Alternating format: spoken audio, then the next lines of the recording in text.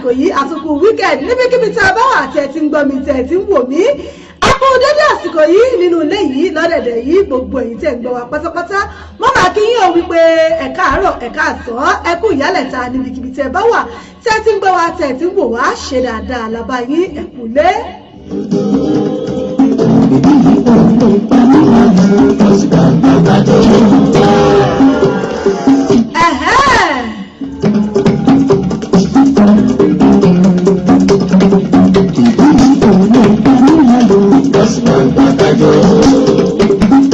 bó bá ti dèrè ẹjọ́ tó dèrè ẹ̀fẹ̀ tó dèrè àwàdà wà láyé ẹ̀ lè pa mí láyò.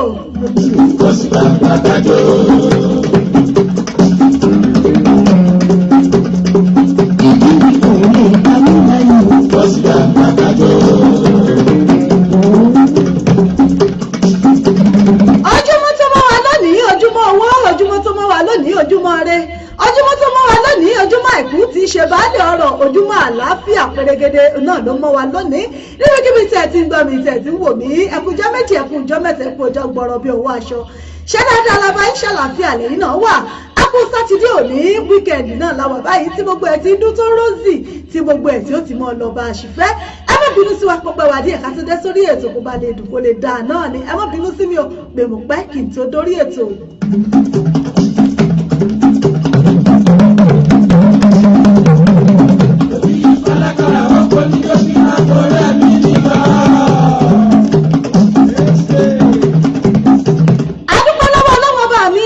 lórí ọ̀fẹ́ láti wà lórí ètò lónìí ọba mi tí ń jẹ́ mi ni má ṣe bẹ̀rù pátápátá aláàbá tí ń jẹ́ porogodo ògo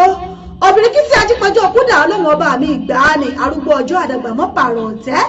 olórúkọ ńlá olórúkọ rẹpẹtẹ kábíyèsí olódùmarè ọba tí ṣe gbogbo lódùlódù ìjìnlẹ̀ tí ọlọ́run àánú ọba àwọn ọba olúwa àwọn olúwa ọ̀rọ̀ ọmọ níṣẹ́ fàyàtì ọlọ́run gbogbo ẹran ara àgbẹ̀ ọ̀gá lónìí torí pé ẹ̀yin náà ni aṣàlẹ̀ alhamdulilayi sorúkọ yìí torí pé títí ayé náà lẹ́ẹ̀ máa wà ẹ̀yin náà lẹ́sìn bẹ káyé ó tó mọ bẹ ẹ̀yin náà lẹ́sìn máa bẹ nígbà tí ayé ò ní sí mọ́ ọlọ́run kú tó ní gbogbo kọ́kọ́rọ́ ẹ̀mí gbogbo èèyàn lọ́wọ́ pátápátá ajúbà rẹ lónìí agbẹ́yìnga àfògbó àti ìforúkọ yìí torí pé ṣeun tá àánú yín dúró láéláé ẹ̀yin náà ni iye ogun àtọ́láyẹ fún àwọn òró fáyọ̀ bí òṣọpẹ́ ọpẹ́ náà ló ń jẹ rẹ ọlọ́run ọba mi àtúndúpẹ́ àmọ́pẹ́ wá lónìí lórí ètò tònípò tún fún wa láǹfààní láti ti wá sórí ètò lónìí tí ẹ ti ń gbọ́ wa ketekete ní gbogbo ibikíbi tí ẹ bá wà tẹ́ ti ń gbọ́ wa tẹ́ ti ń wò wá adúpẹ́ fún orí ọ̀fẹ́ tẹ́ lọ fún wa lórí ètò lónìí ìwòyí ìjẹjọ rèé tí a jọ ń dágbére fúnra wa lórí ètò wípé ó ti di ìjọ mẹ́jọ náà rèé ló tún dé yìí nínú oṣù tuntun adúpẹ́ lọ́wọ́ ọlọ́run ọba mi aláwùrábí ọba tí ṣe ohun gbogbo bó ti fẹ́ adúpẹ́ lọ́wọ́ kábíyèsí rẹ̀ olódùmarè fún orí ọ̀fẹ́ ńlá tó fún wa ọba tí ò pè wá lókùú ọba tí ò ṣe wá ládìtí kò jẹ́ ají sọ́gbà ẹ̀wọ̀n kò jẹ́ ají sí mọ́ṣúárì lónìí kò jẹ́ kí ọjọ́ òní kó bá wa ní tiẹ̀ òkú adúpẹ́ lọ́wọ́ ọlọ́run ọba níbikíbi sẹ́yìn náà bá wà ẹ̀dúpẹ́ àforí ọlọ́run ọba hàn ẹ̀jì lógo ẹ̀yìnrà ẹ̀ ṣe alhamdulilayi sọlọ́run ọba wa wípé tótó rẹ o kábíyèsí.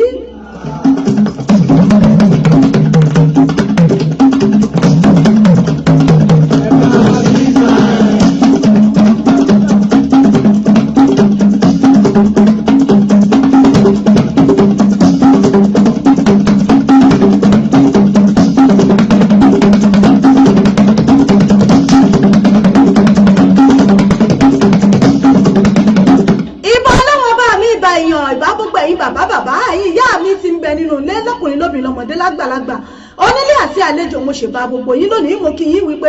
ẹkú ọjọ́ méjì jọ́ mẹ́ta ẹkú ọjọ́ gbọ́rọ̀ bí ọwọ́ aṣọ ẹkú gbọ́lẹ̀ dá tí gbogbo wa ń bá kiri ẹkú lẹ̀ yìí ọlọ́wọ́n bá mi yóò jẹ́ ó dá ṣáláàfíà lábáyé àlàáfíà àkọ́bí níbikíbi tí ẹ bá wà tẹ̀ tí ń gbọ́ wà tẹ̀ tí ń wò wá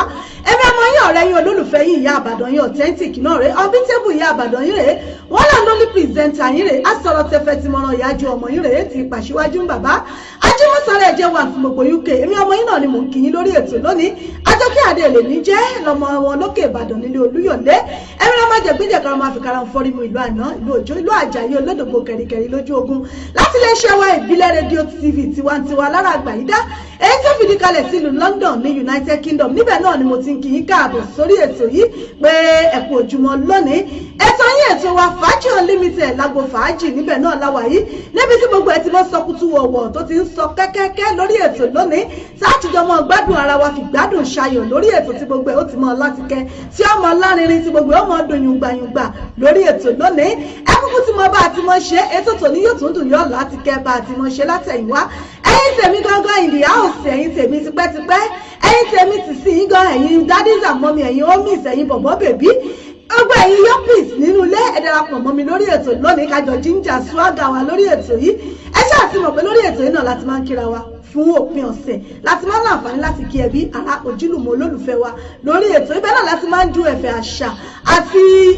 ìmọ̀ràn lóríṣiríṣi àti ìgbádùn pẹ̀lú orin ọlọ́kan ọ̀jọ̀kan lórí ètò tá a ti máa ń kí àwọn èèyàn wa. Ètò tòní náà rèé àtúntìdé lónìí náà nu òní ní ọjọ́ kẹwàá nínú oṣù kọkànlá ọdún 2018. Òní ní ọjọ́ sátidé tí Yorùbá ń pè ní ọjọ́ àbámẹ́ta, ọjọ́ sátidé lélẹ̀. Gbogbo ẹ̀yin alájẹ́ bàbá lọ́jà pátápátá náà ni mo kí, gbogbo ẹ̀yin oníṣẹ́ ọwọ́ mo kí gbogbo yín o, gbogbo ẹ̀yin oníṣòwò gbogbo yín pátá náà ni mo kí, gbogbo ẹ̀yin òṣìṣẹ́ ìjọba gbogbo yín ni mo kí o, gbogbo ẹ̀yin wakọ̀wakọ̀ ẹ̀yin ajíwárin ajígbárinmú mo kí yín o, àwàyè náà lẹ́ẹ̀ máa wà, gbogbo ọmọ iléèwé pátá náà ni mo kí, ọgbọ́n ìmòye Ọlọ́run ọba yóò jogún ẹ̀ fún yín.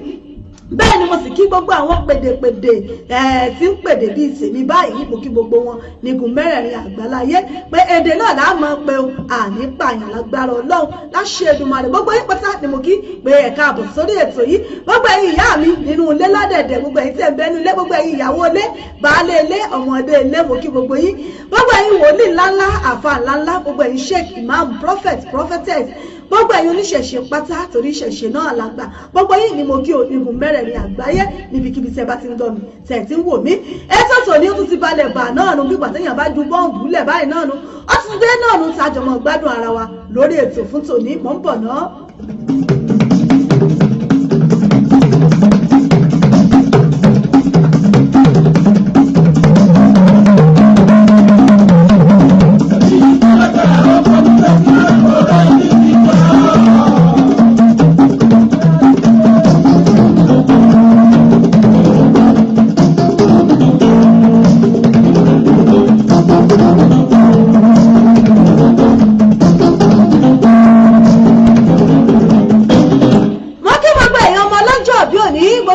Oṣù November, èyí tẹ́ ń ṣọjọ́ òbí yín lónìí, ẹ̀yin tẹ́ ń ṣe lánàá,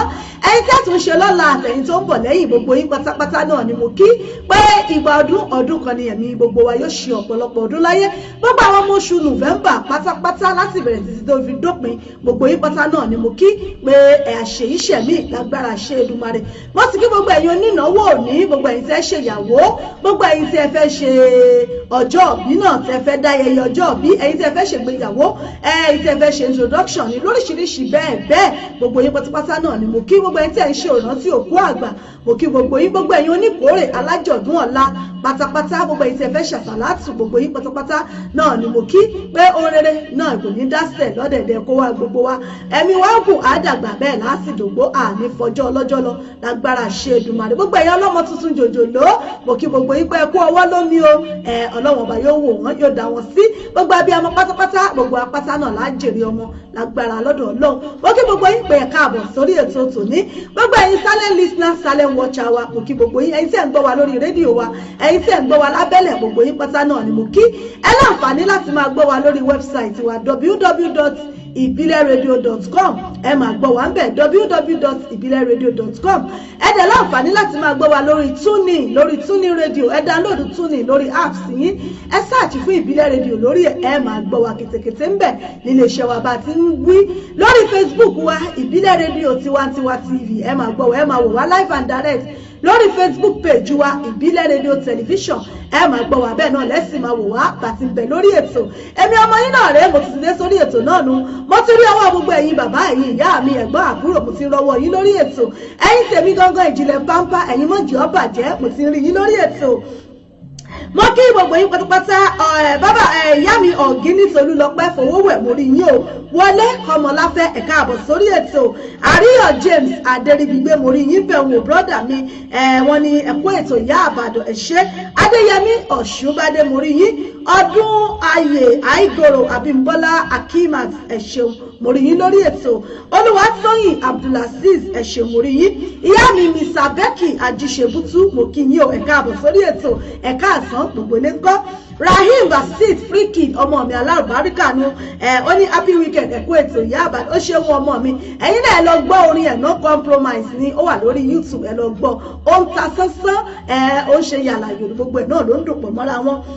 ìyá mi Ani Àdìsá ìyá mi nínú Olúwa mo kí ẹ káàbọ̀ sórí ètò ẹ̀kú weekend ìyá mi o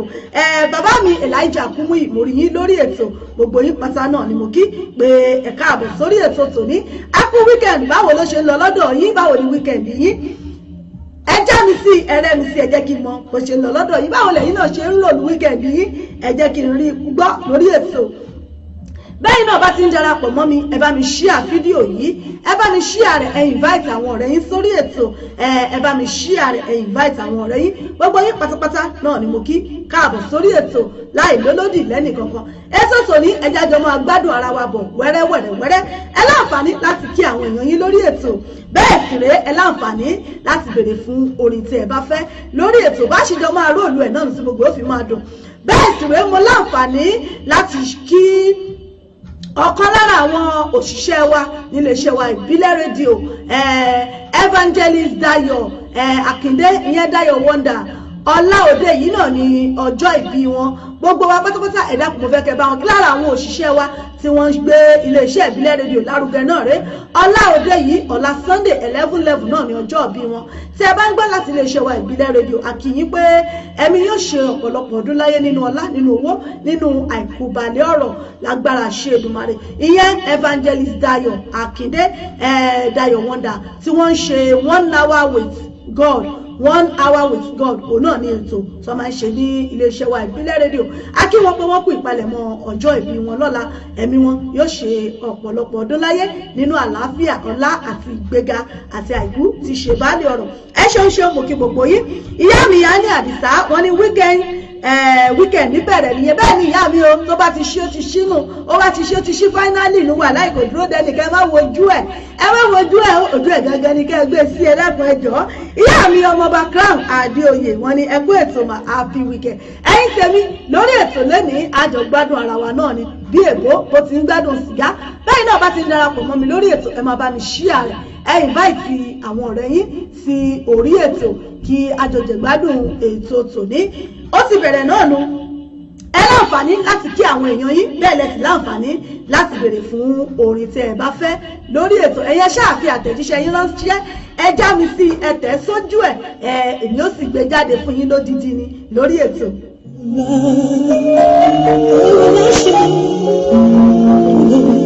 ẹ ṣeun bàbá mi Elijah Kumuyi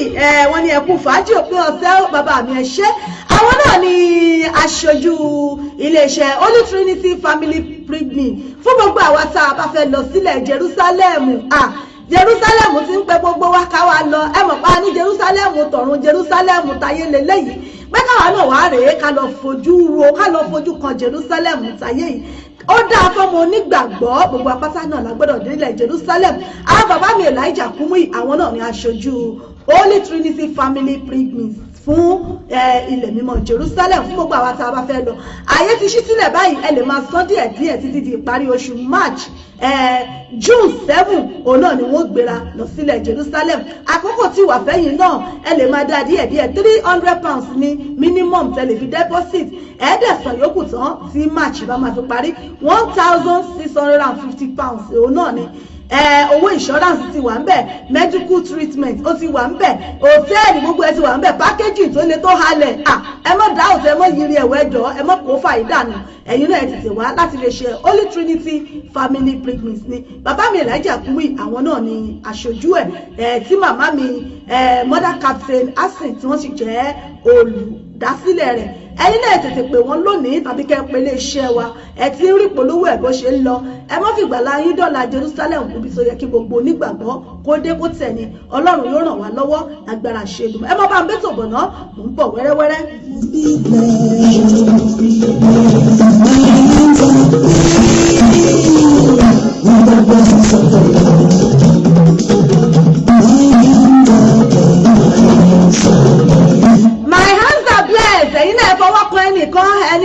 everyone I touch ẹ fọwọ́ touch ẹnìkan tó ń bẹ lẹ́gbẹ̀ẹ́ yín.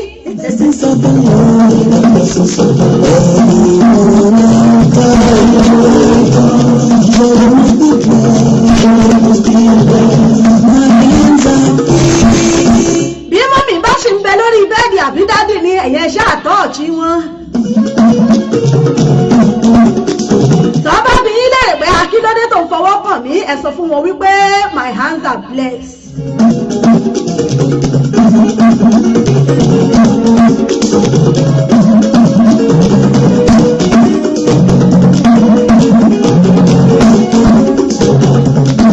lórí ètò náà làwọn àyí bí n ṣe máa já yín sí náà nìyẹn díẹ̀díẹ̀ tí gbogbo ó fi máa rò pọ̀ tí ó máa dùn pọ̀ lórí ètò mo ti sọ fún yín pé lágbo fàájì entertainment program lélẹ́yìí ẹgbẹ́nu sí ẹ má yiri ẹ̀ wò wá láì kìí ṣe poison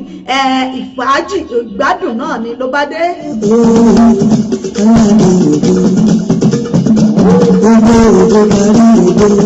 ẹ ṣeun ìyá mi Abímbọ́lá JP ẹ̀ka àbọ̀ sórí ètò Rónkẹ́ Lawal mo rí yín gbogbo yín pátá náà ni mo rí yín lórí ètò. ìyá mi á ní Àdìsá mo rọ́wọ́ ọjọ́ yín gẹ́gẹ́ báyìí náà ni.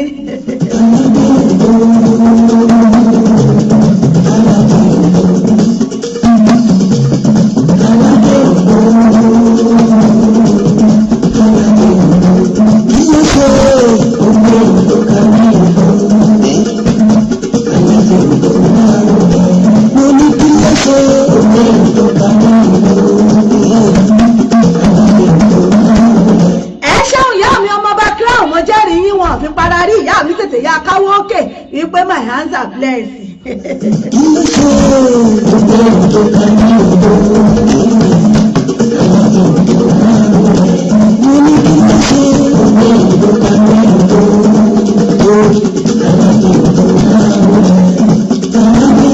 ẹ ṣeun àríyá James wọ́n ní àwọn tó yẹ no compromise o no compromise ọmọ orin láti ẹnu ọmọ mi free kid inú ó dùn wà láàyè ẹ bá ń gbọ́ bá bí àlẹ́ sàánù nítorí Ọlọ́run.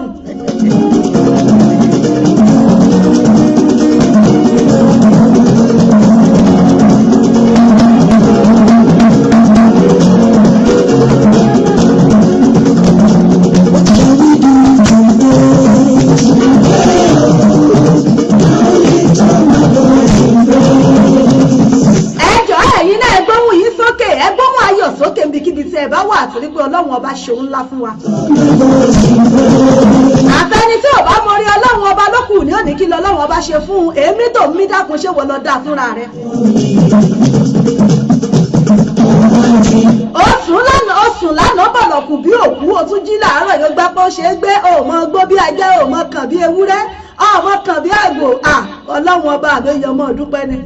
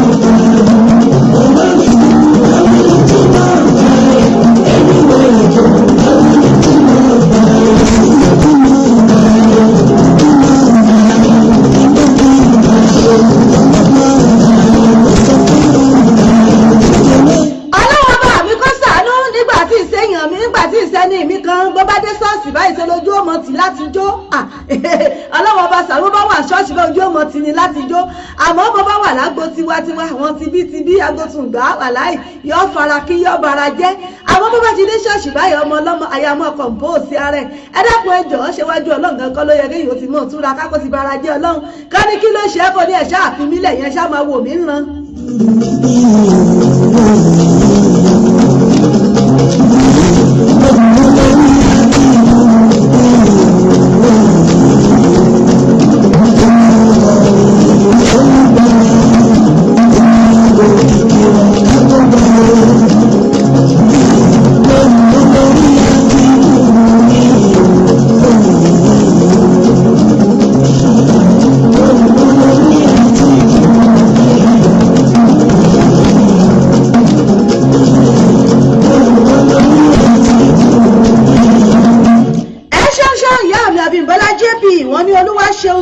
Ní ọ̀sẹ̀ tuntun yóò ọ̀pẹ náà ní fẹ́lẹ́dùmarè. Ẹ̀yin náà láǹfààní láti kí ẹbí kí ará kí olólùfẹ́ yìí lórí ètò bẹ́ẹ̀ lẹ́sìn láǹfààní láti béèrè fún orin tẹ́ fẹ́ fún ìgbádùn òpin ọ̀sẹ̀ yìí ni níbo lè tò yín bolo ká yín mọ́ níbo lọ́wọ́ já ètò yín bolo ká yín mọ́ ẹ̀yin tèmi tẹ́ wà lóde àríyá àwọn ó wà ń bẹ̀ ní ọjọ́ sátidé wọn ò fi para rí wọn ọ̀nà gẹ̀rẹ̀ rí ọlọ́wọ́n ọba mi lóde àríyá ẹ̀ ṣáàrí wọn ń bẹ̀ dé.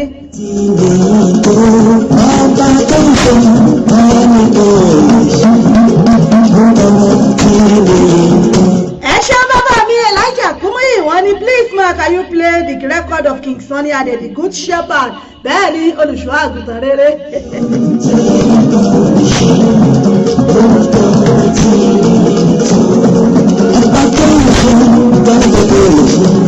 Oh yes.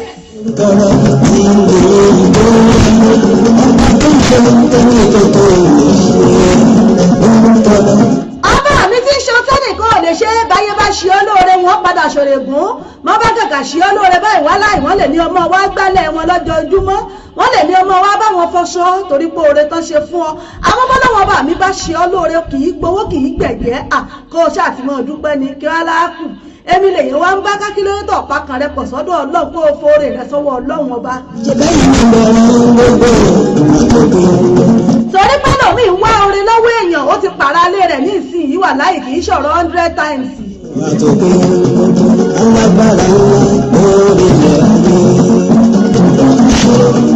bó bá ti débẹ̀ á ní ẹ má bínú ìyá alágbájá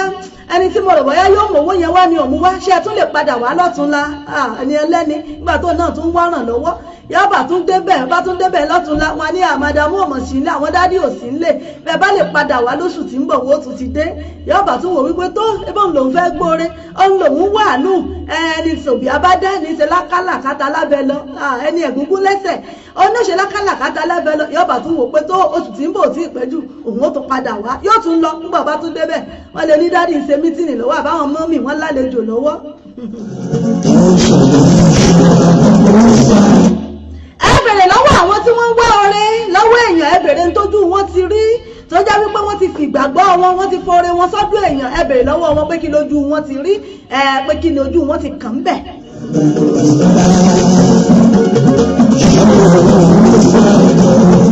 irú wọn ni wọ́n lè ṣàlàyé fún yín pé tójú àwọn ti kàn rèé nígbà táwọn ń wá ọrẹ lọ́wọ́ èèyàn ẹ ṣeun Àbáyọ̀mí Adélàwọ̀ àpàràrà mórí yín bẹ̀ wọ́n.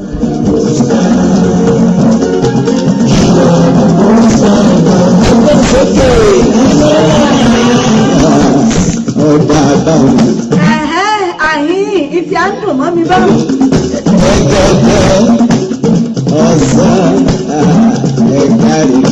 ẹ dákun ẹ̀yin tèmi dà lórí ètò wọn ò rí yín.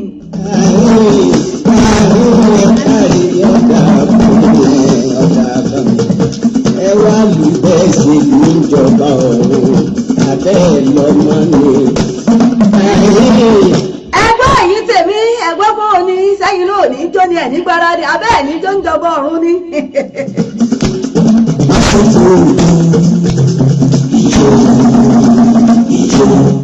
ẹ ra ṣe mí gbọ́ ohun òjẹ́mọ́jọ́ ọlọ́run mi ò dọ́ọ̀lú ẹ̀. lọ́dọ̀ moment lè tò mo sọ fún yín pé tí a bá ti wà lórí ètò yìí no more stress no hypertension no high blood pressure ètò yìí wà láì tọ́níìkì ni.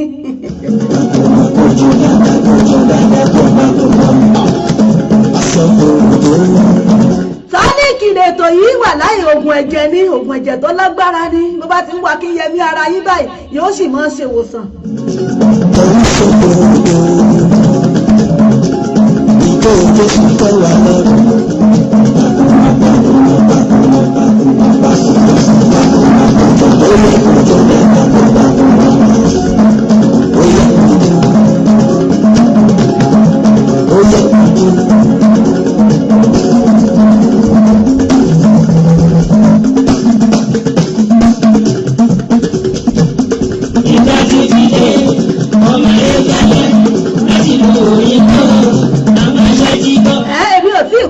lóyìnbó mo ṣì wà yìí àmọ́ mo jáde ẹ̀yìn tèmi mo dẹ̀ pẹ́ ń gbádùn ẹ̀.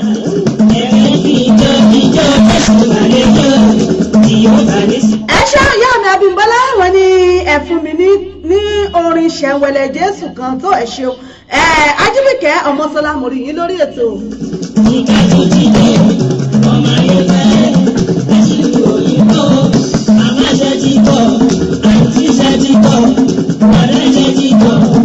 ẹ má gbóhùn náà ẹ̀jẹ̀ ìjọ. ẹ bá mi ṣí àfídíò yìí bẹ́ẹ̀ náà bá ti ń darapọ̀ mọ́ mi lórí ètò ẹ bá mi ṣí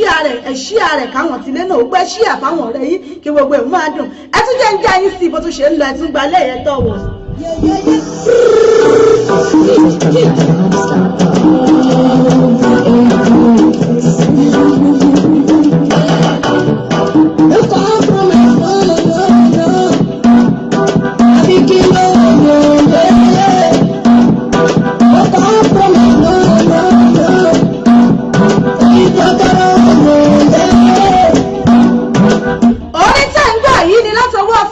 ọmọ mi alálùbáríkà no compromise ní ẹ ṣàánú mi torí Ọlọ́run ẹ bá ń gbọ́ bábílà ńlá orin ló ń jẹ́ bẹ́ẹ̀ ẹ máa gbọ́ ẹ download ẹ lórí YouTube àláyé ó dùn jùjọ́ ẹ ṣe ń ṣe ẹ̀yin tèmi lórí ètò Ajíbíkẹ́ Ọmọ́sọ́lá mo rí yín Primus JP mo rí yín lórí ètò àwọn tèmi. ó ń ṣá púrọ́púrọ́ lórí ètò lágbo fàájì náà láwà yìí ẹ jẹ́ kó máa rò bẹ́ẹ̀.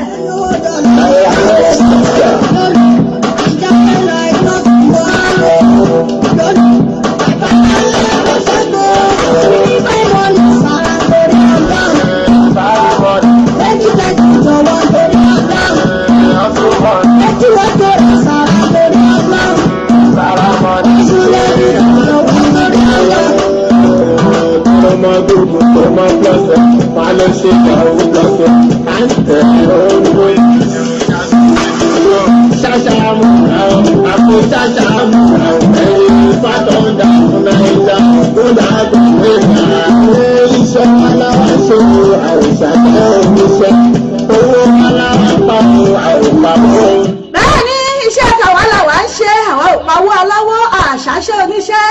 àwọn ọmọ tèmi ariwo fẹ́ ṣaṣẹ́ àwọn eléyìí ọ̀ṣàṣẹ́ o iṣẹ́ wọn náà ń ṣe o. mo gbọ́dọ̀ bá wọn lọ́wọ́ ní by fire by force Ọlọ́run.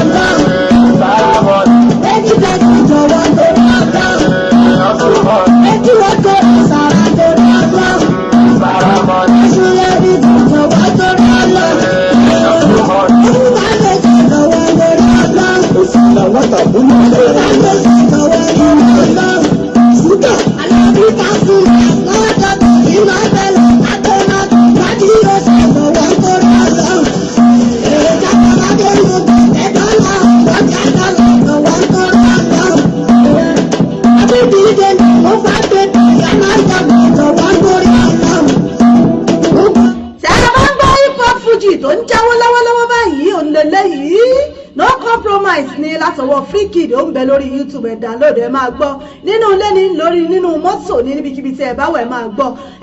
no compromise ní ẹ ṣàánú nítorí Ọlọ́run.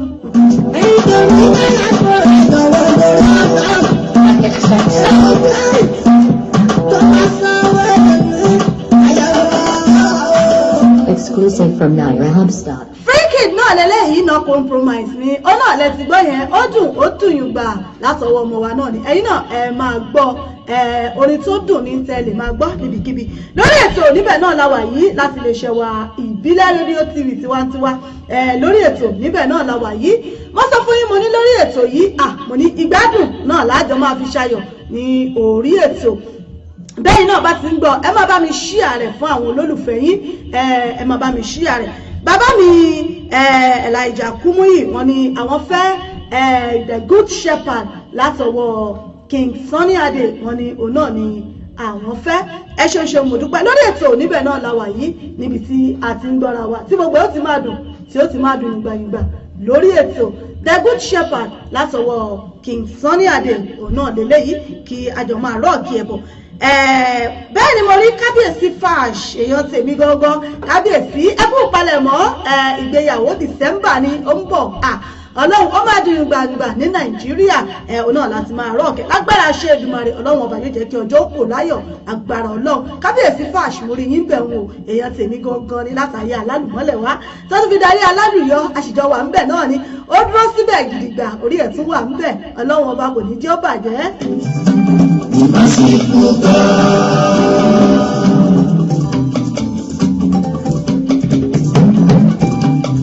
Ṣòro fún mi ṣòro fún ẹ̀tọ́ ṣòro lójoojúmọ́.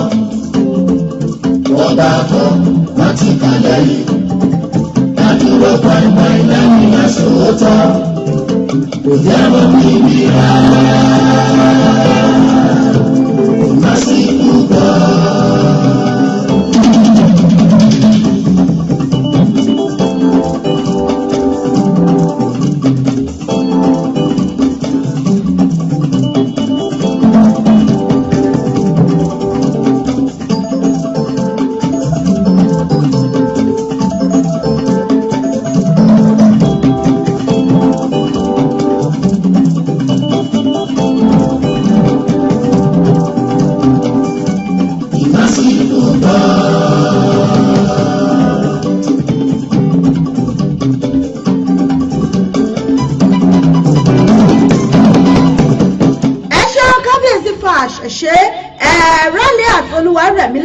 Oyindàmọ́lá mo rí yín lórí ètò ẹ̀ṣẹ̀wò ìyá mi Be Bright Alhaji Àwùmí ọpẹ́ olú mo rí yín ìyá mi o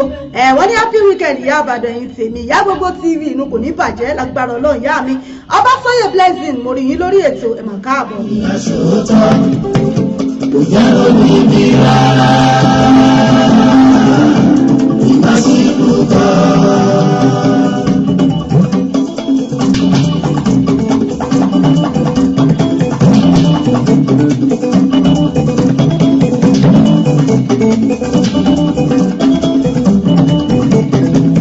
Bàbá mi Elijah Kumuyi mo rọwọ́ yín mo lérò pé ń gbádùn ẹ̀.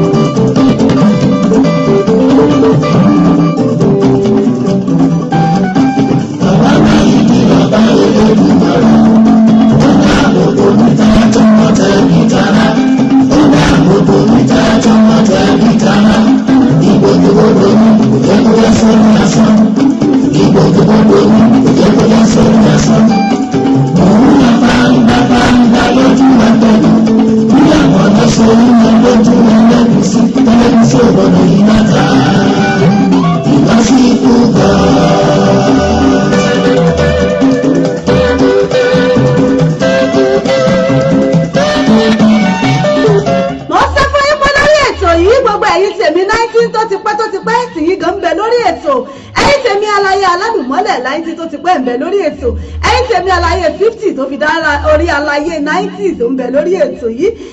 lórí ètò náà la gbogbo ẹ̀yin yọmí sí ọ́pìlìsì gbogbo yín náà ló ń bẹ lórí ètò yìí a máa já mọ́ra wọn náà ni bó ṣe ń lọ náà lẹ máa gbádùn ẹ̀.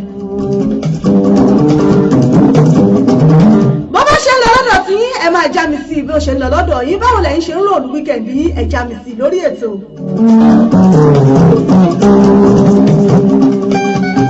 àwọn ọmọ yìí ní ọ̀dọ́ rẹ̀ lójú máa rẹ̀ ó dá gbogbo mi tá tọmọ tẹ bí tara ó dá gbogbo mi tá tọmọ tẹ bí tara. ìgbòkègbodò mi ìjẹ́ kó já sórí asán. Ìgbòkègbodò mi ìjẹ́ kó já sórí asán. Òun yàgbá bàbá ìgbà lójú àgbọ̀dọ̀. Bí àgbọ̀dọ̀ ṣe ń yan lójú ẹlẹ́gùsí, ẹlẹ́gùsí ò gbọ́dọ̀ yí bàbá. Ìmọ̀ sí ìgbòkọ̀.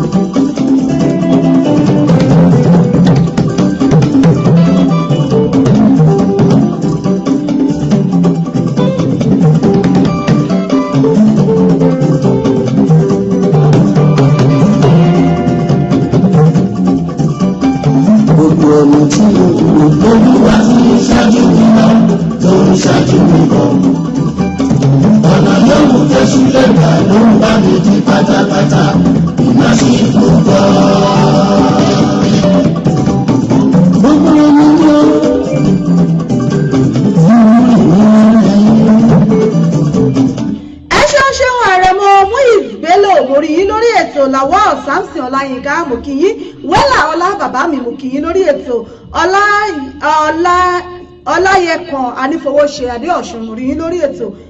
ẹ̀ka àbọ̀ sórí ètò yìí happy weekend to you gbogbo ẹ̀yin tèmi. Olúwa tó ń ṣáájú bíbọ̀ tó ń ṣáájú bíbọ̀ ọ̀nà yóò tó súnlé bá ló ń bá mi di pátápátá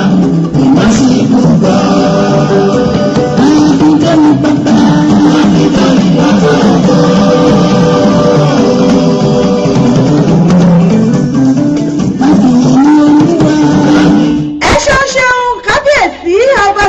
Ọlámilékan Ibrahim Àdùfẹ́ orin ló bá mi ṣe wà kábíyèsí mo mà rí yín o mo kì í mo kórí adé wọn ní ẹkú ètò ìyá Ìbàdàn ìjọ yìí náà ní nǹkan abẹ́rẹ́ nǹkan bá àfi sùúrù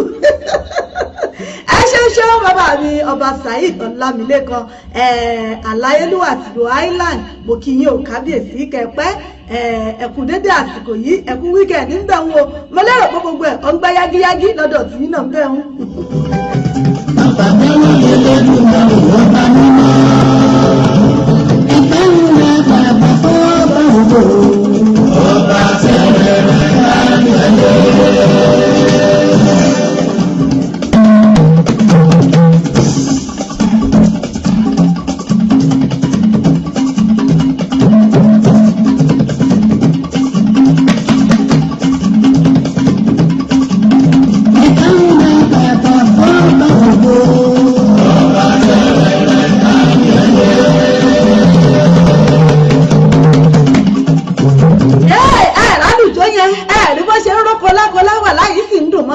Lákínyẹmí ara àìlèjọ́ ní kálejò ojú ọkọ nílé mọ̀ wá wòran wà láì bá lè mọ́ nílé gan bá lejò àlejò gan sẹ̀gbẹ́sẹ̀gbẹ́ kan ni. Ọba náà ọkọ mi ti rà yín. Ìdáhùn náà bàbá fọ́ọ̀bà olówó. Níbikíbi sẹ́yìn náà báwo ẹ̀dá pẹ̀ mọ́ ẹ̀rá sọ́tún ẹ̀rá sósì.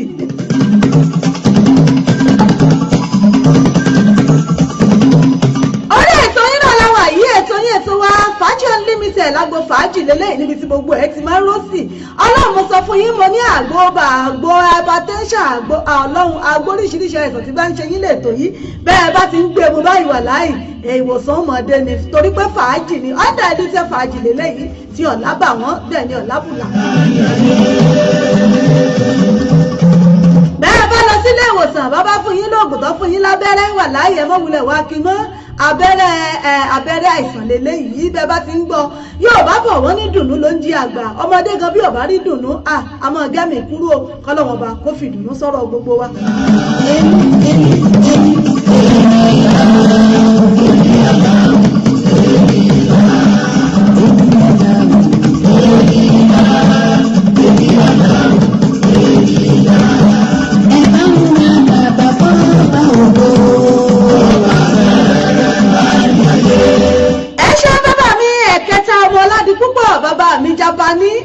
Ní dààmú ẹ̀ ní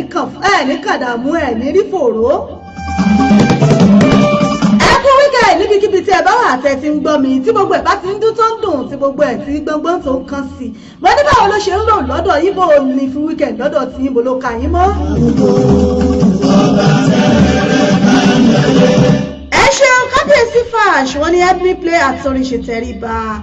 soulmate ọlọ́run àsìkò olólùfẹ́ láwà ìkálukú ọmọ ọ̀bọ̀ra mọ́ra ọmọ fara mọ́ra ni soulmate tí ó ń gbé mi lọ́hùn àbẹ̀yàn bá rí soulmate rí olólùfẹ́ ọkàn rẹ̀ inú èèyàn ọmọ ọdún ni àmọ́ kí n tó débẹ̀ ìyá mi JP Abímbọ́lá àwọn náà láwọn fẹ́ ṣẹ̀wẹ̀lẹ̀ Jésù lóní ṣẹ̀wẹ̀lẹ̀ ni làwọn ń bá lọ wọ́n ti sọ fún yín mo ní lórí ètò yìí mo ní gbogbo ohun tí ẹ bá ti fẹ́ òun náà làwọn mọ̀ fún yín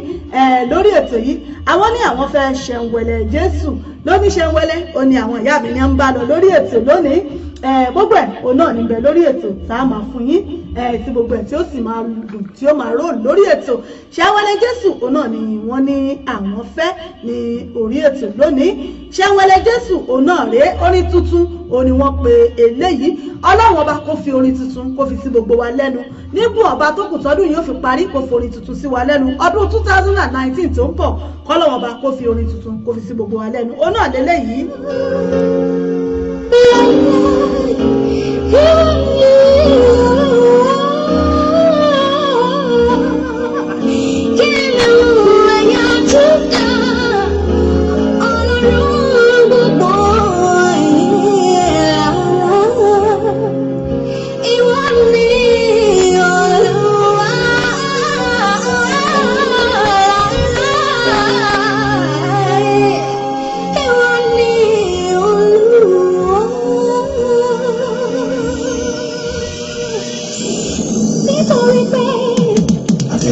Ṣe ló ti wà, bẹ́ẹ̀ni yóò sì máa rí títí láì. Àtètè kan ṣe ló ti wà, bẹ́ẹ̀ni yóò sì máa rí lọ. Àtètè kan ṣe ló ti wà, bẹ́ẹ̀ni yóò sì máa rí títí láì. Àtètè kan ṣe ló ti wà, bẹ́ẹ̀ni yóò sì máa rí lọ. Sunday Babatunde Alabi ọmọ ni ìmòrì yín lórí ètò Stella Posh mórí yín ẹ káàbọ̀ sórí ètò. orí eléyìí náà ni fún ìyá mi Abímbọ́lá JP wọ́n ní àwọn fẹ́ ṣẹ̀wẹ̀lẹ̀ Jésù ṣẹ̀wẹ̀lẹ̀ náà rèé Bùkọ́lá Akínadé tí ẹ gbogbo wa mọ̀ sí ṣẹ̀wẹ̀lẹ̀ Jésù orin tuntun náà ni wọ́n pe àkọlé orin wọn eléyìí. ìwọ nìkan lọ́ba ó dáyé ọ̀tọ̀run kò sọ́ba bí rẹ̀ mọ́ ọba àwọn ọba òrùn yọ lásìkò rẹ̀ òṣùpá yọ lásìkò rẹ̀ ọyẹ́ mú lásìkò rẹ̀ iṣẹ́ ọwọ́ Olúwa ni àtètè kọ́ṣe ni Àtètè kan ṣe ló ti wà, Ọlọ́run wa bẹ́ẹ̀ni yóò sì máa rí títí láì. Àtètè kan ṣe ló ti wà, bẹ́ẹ̀ni yóò sì máa rí lọ. láti àtètè kọ́ṣe Àtètè kan ṣe ló ti wà, Ọlọ́run tó wà títí láíláíláí. bẹ́ẹ̀ni yóò sì máa rí títí láì. Àtètè kan ṣe ló ti wà, bẹ́ẹ̀ni yóò sì máa rí lọ.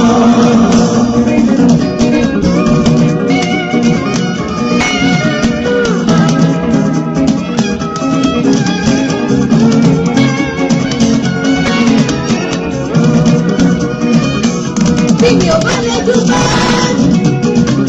a jẹ́ pé mo yà láìka ni. Bàbá tó gbé mi ró,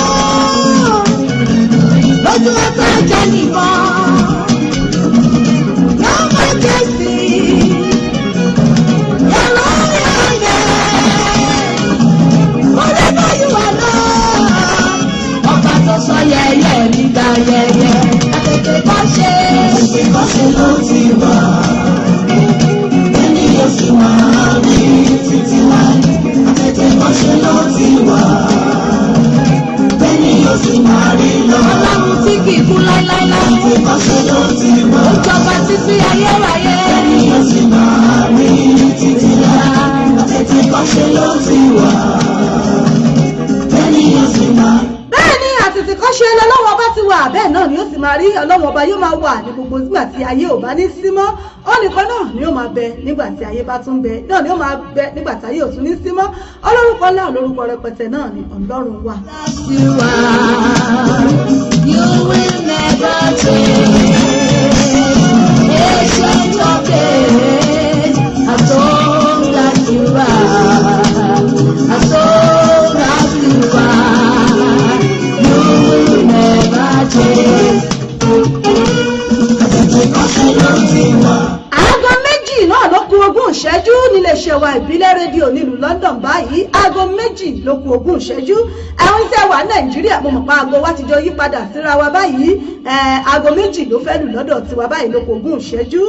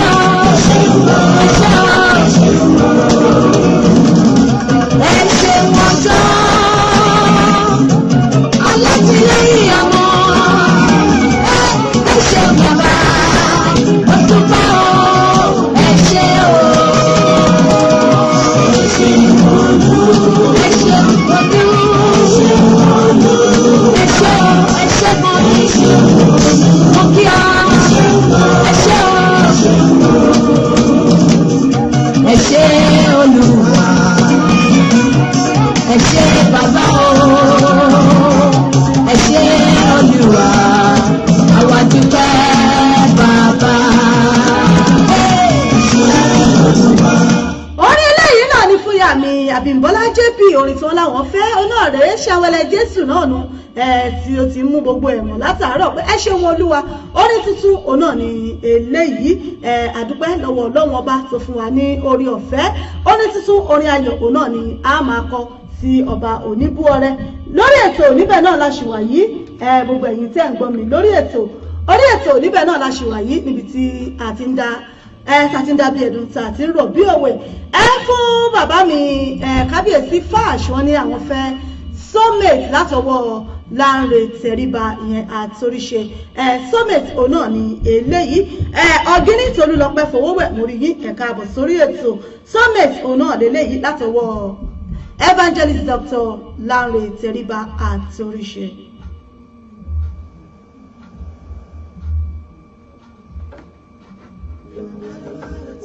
I don't know how to say that you're the one I've been looking for. I don't know how to tell you, I don't know how to say that you're the one I've been searching for.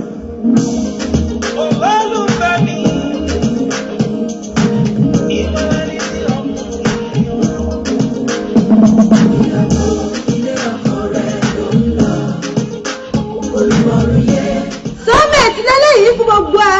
ẹ̀yin náà tẹ́ bá ń ṣègbéyàwó tẹ́ ń palẹ̀mọ́ fún ọjọ́ ìgbéyàwó yín bíi ti kábíyèsí Fáàṣì táwọn náà ń palẹ̀mọ́ lọ́wọ́lọ́wọ́ fún ìgbéyàwó báyìí ẹ̀yin tẹ́ ẹ̀ bá ti rí soulmate ẹ̀tẹ̀tẹ̀ yín náà ẹ̀tẹ̀tẹ̀ wá kan ìgbà òtútù ti dé báyìí ẹlòmíì ọmọ dìrọ̀mọ́ pílò ni ẹ bá lọ yàrá ẹlòmíì gbogbo pílò rẹ̀ ló ti já putuputu oná ẹ̀kọ́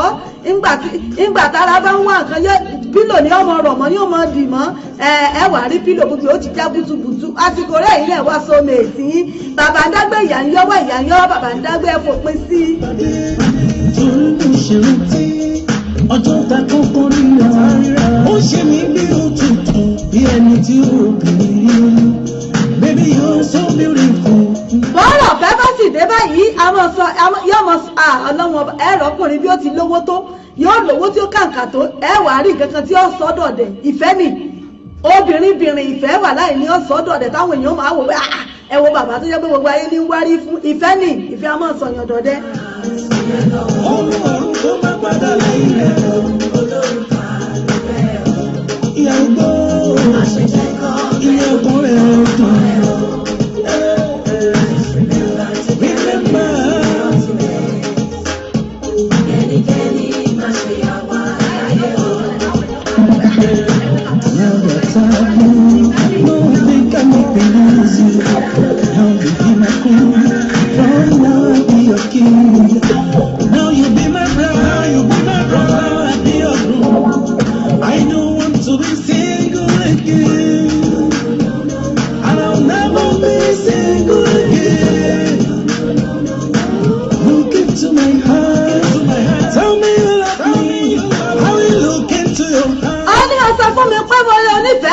sọ fún mi pé onífẹ̀ẹ́ mi kémi náà ni mo nífẹ̀ẹ́ rẹ ẹ̀yin olólùfẹ́ lélẹ́yìí ẹ dákun ẹ jọ̀ọ́ àsìkò sọ́mẹ̀tì láwà yìí abẹ́ẹ̀ rí nǹkan báwọn á orí ètò mo sì wà. ẹ ṣeun Abdulwasiu Ọlálẹ́kan Táíwò mo rí yín lórí ètò Honorable Adébáyọ̀ Olúwaṣèyí Adébọ́lá Paul bàbá mi ẹkú jẹ́ méjì mẹ́ta òwò ni ẹ̀kú ètò báwọn ni wíkẹ̀ lọ́dọ̀ yí bàbá mi Honorable ṣe gbogbo ẹ̀rọ òlù ẹkú ètò òlù ẹkú ìjọba o.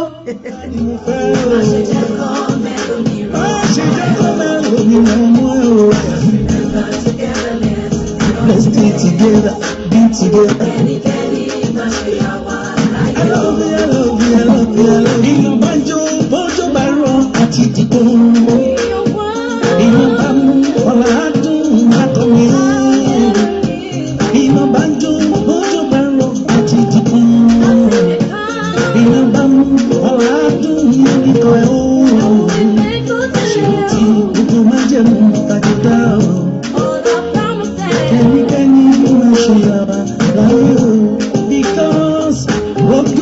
Ìyá mi ọmọ ọba crown wọ́n ní ìfẹ́ ní nǹkan o ìfẹ́ dùn ẹ̀yin náà wo adúrú nǹkan tí àtòríṣe tó sọ pé kó rántí májẹ̀mú rántí ìfẹ́ tá a fi jọ bẹ̀rẹ̀ àmọ́ tá a bá ń sọ̀rọ̀ pé ìfẹ́ dùn ẹ mọ̀ pé tífẹ́ bá kọ́kọ́ bẹ̀rẹ̀ yóò mọ dùn ní yùngbàyùngbà tí gbogbo ọmọ lọ yóò dàbí pàṣẹ pé kò sí nǹkan kan ní ìmọ̀láyé yìí àmọ́ tí ẹ bá tún wọ́n wo ìdàkejì rẹ̀ ẹ bá wo ìfẹ́ tó ń dùn yùngbàyùngbà sí irú ìfẹ́ bẹ́ẹ̀ tó jẹ́ wípé nígbẹ̀yìn ọ̀rẹ́yìn ẹ wá gbọ́ pé irú ìfẹ́ bẹ́ẹ̀ ó wá di nǹkan tó jẹ́ wípé bó orí mi wọ́n bù ọ́ ládàá ni bó orí mi wọ́n yàn níbọn ni bó orí mi màá ṣá ọ láàké ẹ̀yin èèyàn mi ẹ dákun kí ló dé tó fi ń rí bẹ́ẹ̀ ẹ wo adúrú promises tí ọkọ àtìyàwó tí wọ́n ṣe fúnra wọn nígbà tó bá kọ́ ń tẹ̀lé èmi àti ẹnìkan ní kò sí tó lè yà wá bó o bá sì lọ báyìí òun gan tẹ̀lé ọ ni lóríṣiríṣi bẹ́ẹ̀ tí wọ́n ti jọ mọ́ ọkọrin ẹ̀ síra wọn létí àmọ́ nígbà tó bá wá di wípé ìkorò bá wá dé ṣé wọn kì í rántí gbogbo májẹ̀mú tó ti jọ ṣe fúnra wọn ni àbí ṣé wọn kì í ro ìbẹ̀rẹ̀ pẹ̀pẹ̀ bó ṣe bẹ̀rẹ̀ tí fi ọ̀hún dùn ṣé wọn kì í rò mọ́ ni tó fi wá di wípé ní ọ̀rẹ́ ẹ̀yìn ọ̀rẹ́yìn yóò wá di tí wọ́n mọ yọ̀bọ síra wọn tí wọ́n mọ yọ àdá síra wọn tẹ́lòmí ó mọ ṣára wọn mo rí fídíò kan fọ́tò kan ọkọ àtìyàwó tí ò bá ṣáà nídìí wọn ò ní gbéra wọn sílé tí ò bá sì fẹ́ bẹ̀ wọn ò ní fẹ́ra wọn sínú ilé ṣé ẹ wá mọ̀ wípé arákùnrin yìí ó lu ìyàwó rẹ̀ débi wípé nínú fọ́tò tẹ́yìn fúnra yín gan bá ń wò ẹ́ rí wípé ojú kan yẹn ó ti parẹ́ torí pé ẹ̀jẹ̀ ti bọ́ gbogbo ojú yẹn tó ti wú tó ti ga tó ti dáràn jẹ gbogbo ẹnu ẹ̀ báyìí gbogbo ọrùn ẹ̀ gbogbo ẹ̀ báyìí ló ti ya pẹ́rẹpẹ̀rẹ obìnrin ọ̀hún sì lóyún nínú gọ̀gọ̀rọ̀ báyìí ṣé ẹ mọ̀ pé arákùnrin yìí sì lùlù títí ẹ̀mí fi bọ́ lára obìnrin títí pẹ̀lú oyún nínú ẹ̀mí bọ́ lára rẹ̀ pẹ̀lú oyún nínú wá tún wá mọ̀ nǹkan tí arákùnrin yìí tún wá ṣe wọ́n ní ọ̀rọ̀ ìfẹ́ bí àdánwò ni ṣùgbọ́n nígbà tí àdánwò rẹ̀ bá dé ǹjẹ́ mi àti ǹjẹ́ a lè dojúkọ ǹjẹ́ a lè fèsì ẹ̀ bí ìfẹ́ ṣe dùn tó bẹ́ẹ̀ náà ni àdánwò tí Yorùbá sọ wípé ìfẹ́ bí àdánwò bẹ́ẹ̀ náà ni àdánwò rẹ̀ ṣe tóbi tó ṣe rí nígbà tí arákùnrin yìí lu obìnrin yìí tó lù ú tí gbogbo ojú tẹ̀yìn náà bá rí ẹ̀rí pé gbogbo ojú yẹn ti parẹ́ tó ti ga pẹ̀lú oyún nínú ìgbà tó bá rí pé ẹ̀mí obìnrin yìí ti bọ́ ó wá mú obìnrin yìí ó wá kakò bíi ṣíkìn ẹjọ́ ń bẹ lọ́rùn àròdámi lójú ó wá kakò bíi ṣíkìn báyìí ó wá gbé sínú briefcase ó rù lọ ọlọ́mọbi tó fẹ́ gbé lọ bóyá orí ìyàwó yìí ló le ni bóyá orí ọmọ tó wà nínú pẹ̀lú oyún tó ti ga ọmọ tó ti tó fẹ́ bí bóyá orí ọmọ yìí ló le ni ẹ̀jẹ̀ tuntun ẹ̀jẹ̀ ọ̀run òun ló jẹ́ kí ọwọ́ àwọn ọlọ́pàá tẹ arákùnrin yìí wípé kí ló wà nínú briefcase tó gbé dání ìgbà tí àwọn ọlọ́pàá máa ṣí briefcase sí ẹ̀yìn èèyàn mi tó máa ṣí pọtimọ́tò ẹ̀yìn tó gbé dání ìyàwó yìí ni wọ́n bá nínú ẹ̀ tó ti kú pẹ̀lú oyún nínú tí wọ́n sì rí àpá nínà tán rí lára ẹ̀ ẹ̀yin náà wá wò ó ṣé irú eléyìí ṣé á sọ wípé ìfẹ́ náà ni kọkùnrin yóò tó bá obìnrin sọ̀rọ̀ kó tó gbà kó tó di pé ó lóyún sínú yóò ṣàní nǹkan kan tó wà ń bẹ̀ ní kọ́rọ̀ tó doyún bá ṣe súnmọ́ra wọn tó fi doyún ẹ wá wo irú ìfẹ́ yìí ṣé irú nǹkan tí wàá kàn nu bó o bá tiẹ̀ wá lù tó bá wá kú ṣe bí yóò tiẹ̀ tún lọ tẹ́ńdà rẹ̀ fáwọn òbí rẹ̀ pé ibi tí èṣù ràn lọ́wọ́ dérè o ibi tó ń bá yín bọ́mọ yín dérè àmọ́ ẹ tí wọ́n wò bó tún ṣe wá gbé sínú inú lẹ́dà tó tún wá gbé sínú ẹ̀ ibo ló rù lọ ẹ dákun ẹ̀yin èèyàn mi ṣé yóò lọ sọnù ni ṣé yóò lọ sọnù ni àbí yóò lọ jù núgbó àbí yóò lọ jù sínú omi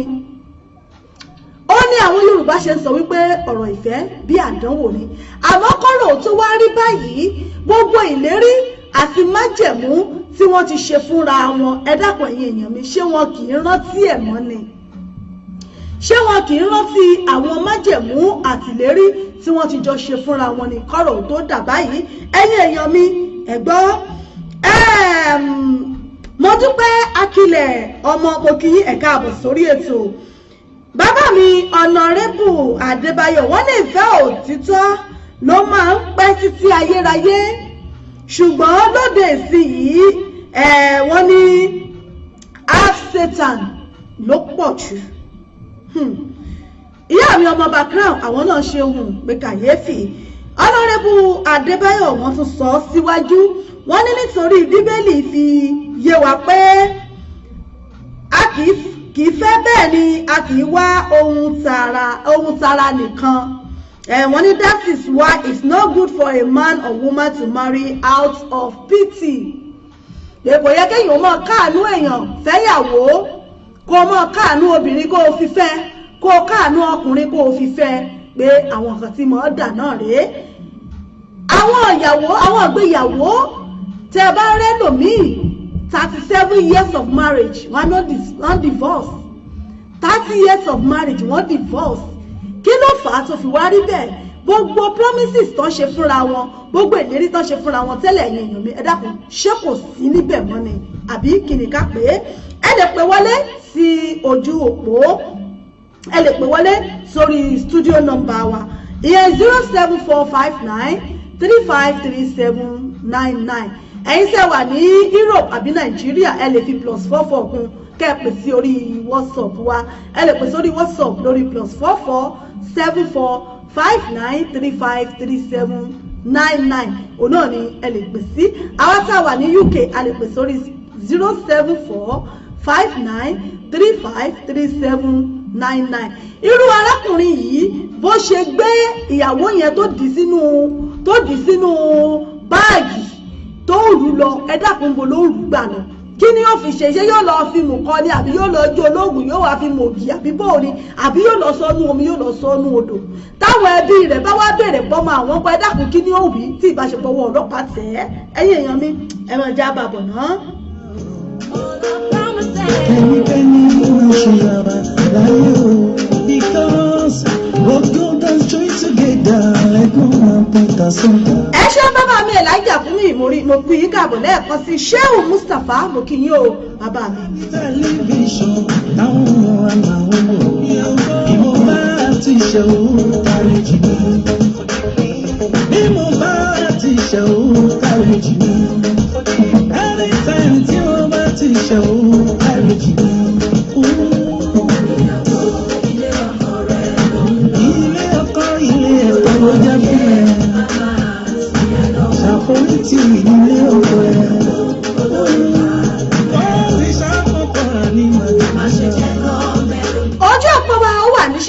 bóyá yìí náà ní kankan tẹ́ ẹ fẹ́ sọ sí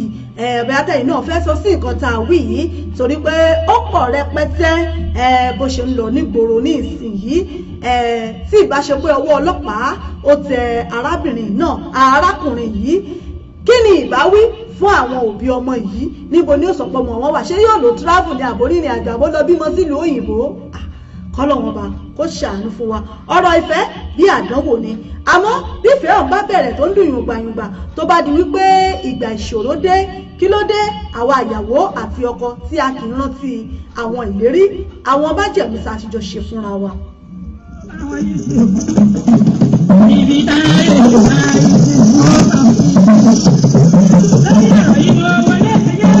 ilé ayé yóò kàn sí ẹ̀yọ́ máa dẹ̀ mọ́ máa dá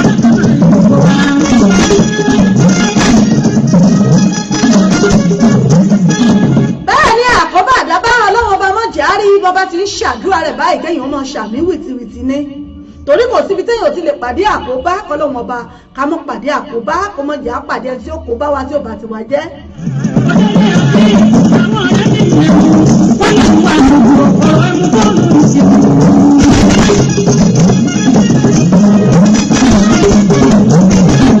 ọ̀rọ̀ ìfẹ́ yìí náà ní bàbá léèyàn wá jẹun kéèyàn wá mú mi kéèyàn ṣe gbogbo ẹ̀ tí yóò mú ọ̀rọ̀ ìfẹ́ náà ní bí àdánwò. orin báwo ṣe nìyí.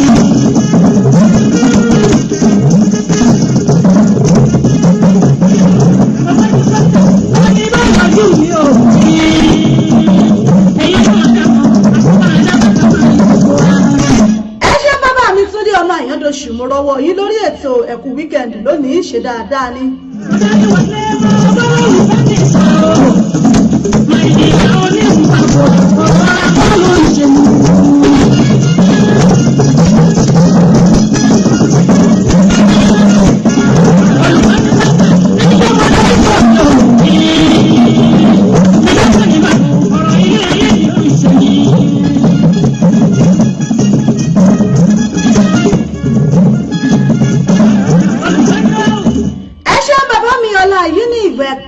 ẹkú ojúmọ́ lónìí ẹkú wíkẹ̀ndì níbikíbi tí ẹ bá wà ṣàlàáfíà ni bó ni ó ṣe lọ lọ́dọ̀ yín bẹ́ẹ̀ bá fẹ́ pè wọlé ojú òpó wa ń bẹ ní ṣíṣí ẹ jẹ́ kí n sáré dé ẹ̀ka àpolówó ọjà wa náà wọ́n ní polówó ọjà làgùn mu òwò ẹ̀yin náà bá wa dòwòpọ̀ nílé iṣẹ́ wa ìbílẹ̀ rédíò fún gbogbo ọ̀gọ́ tẹ̀yin náà bá ń tà tẹ̀ rírà ẹ jẹ́ ká gbọ́ nílé iṣẹ́ wa kábàáyín polówó ẹ̀ kí gbogbo ayé ó gbọ́ kí wọ́n sì mọ̀ tí ẹ̀ ń gbé ṣe lọ́dọ̀ yín ẹ̀yin náà kàn sí wa nílé iṣẹ́ wa ìbílẹ̀ rédíò lónìí fún gbogbo ìpolówó ọjà yín ẹ jẹ́ ká sáré dé ẹ̀ka àpolówó ọjà bẹ́ẹ̀ bá sì fẹ́ pè wá wọlé ojú òpó ń bẹ ní ṣíṣí láti pè wọlé pé ìfẹ́ wọn ní bí àdánwò ni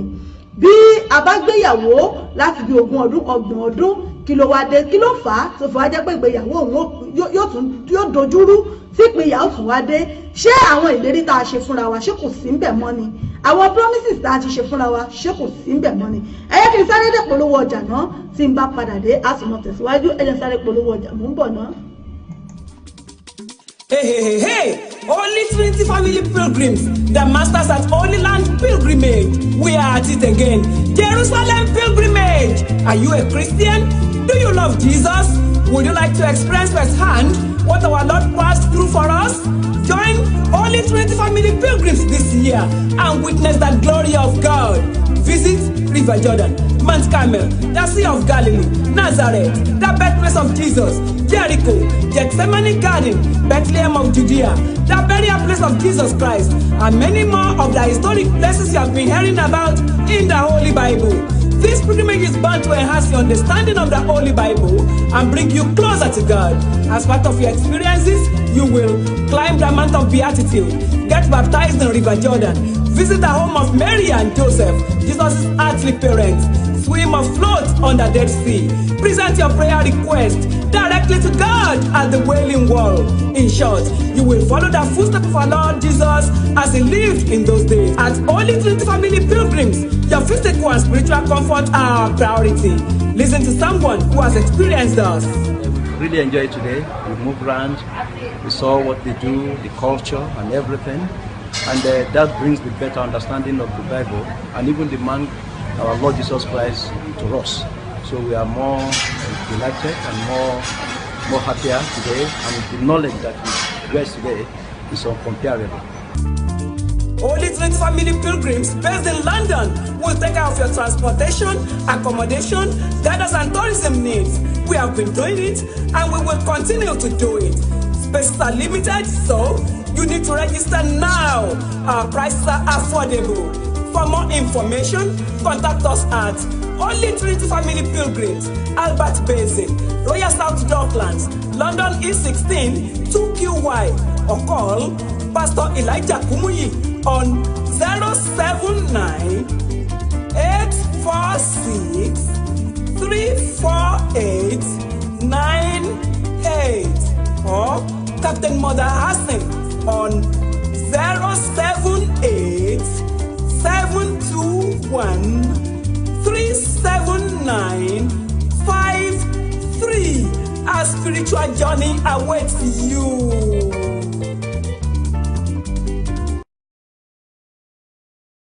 Hey, Holy Trinity Family Pilgrims, àgbà nínú ìrìn àjò mímọ́ lọ sí ìlú Jerúsálẹ́mù, a tún ti dé o. Ṣé Kristẹni ni ẹ̀yin? Ǹjẹ́ ti ẹ̀ nífẹ̀ẹ́ Jésù? Ǹjẹ́ fẹ́ fi ojú ara yín rí àwọn ohun tí Jésù Olúwa wa ṣe nígbà ayé rẹ̀? Bóyá ó tiẹ̀ ti pẹ́ tẹ́ ẹ ti ń fẹnu ẹnu lọ sí Jerúsálẹ́mù lọ́dọọdún, àsìkò yín ti tó o. Ẹ tẹ̀lé wa nílé iṣẹ́ wa Holy Trinity Family Pilgrims lọ́dún yìí ká ẹ lè rí ìyanu Ọlọ́run. Ara àwọn ibi tí a ó lọ ni wọ̀nyí o: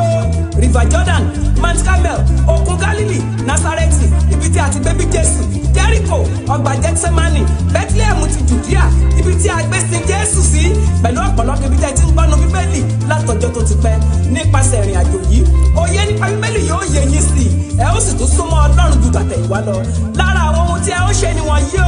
ẹ ó gorí òkè Beatitude, ẹ ó ṣe baptism ní odò Jọ́dánì, ẹ ó dé ilé Màríà àti Jósẹ́fù àwọn òbí Jésù, ẹ lè wẹ̀ tàbí lẹ́fò nínú òkun Dead Sea, òkun iyọ̀, ẹ lè fi ìwé ẹ̀bẹ̀ àdúrà yín sílẹ̀ ní Wailing Wall níbi tí àdúrà ti ń gbà ní wàrà ṣẹṣà. Àníṣẹ́ ẹ ó lo gbogbo ipasẹ̀ tí Jésù Kristi lò nígbà tí ń bẹ láyé nílé iṣẹ́ Holy Trinity Family Pilgrims. Ìtura yín nínú ara àti nínú ẹ̀mí ló jẹ́ wá lógún o. Ẹ gbọ́ ọ̀rọ̀ lẹ́nu ẹni tó ti bá wa rìn tí wọ́n sì gbádùn wa. Really enjoyed today. We moved around, we saw what they do, the culture and everything. And that brings the better understanding of the Bible and even the man, our Lord Jesus Christ, to us. So we are more delighted and more happier today, and the knowledge that we get today is incomparable.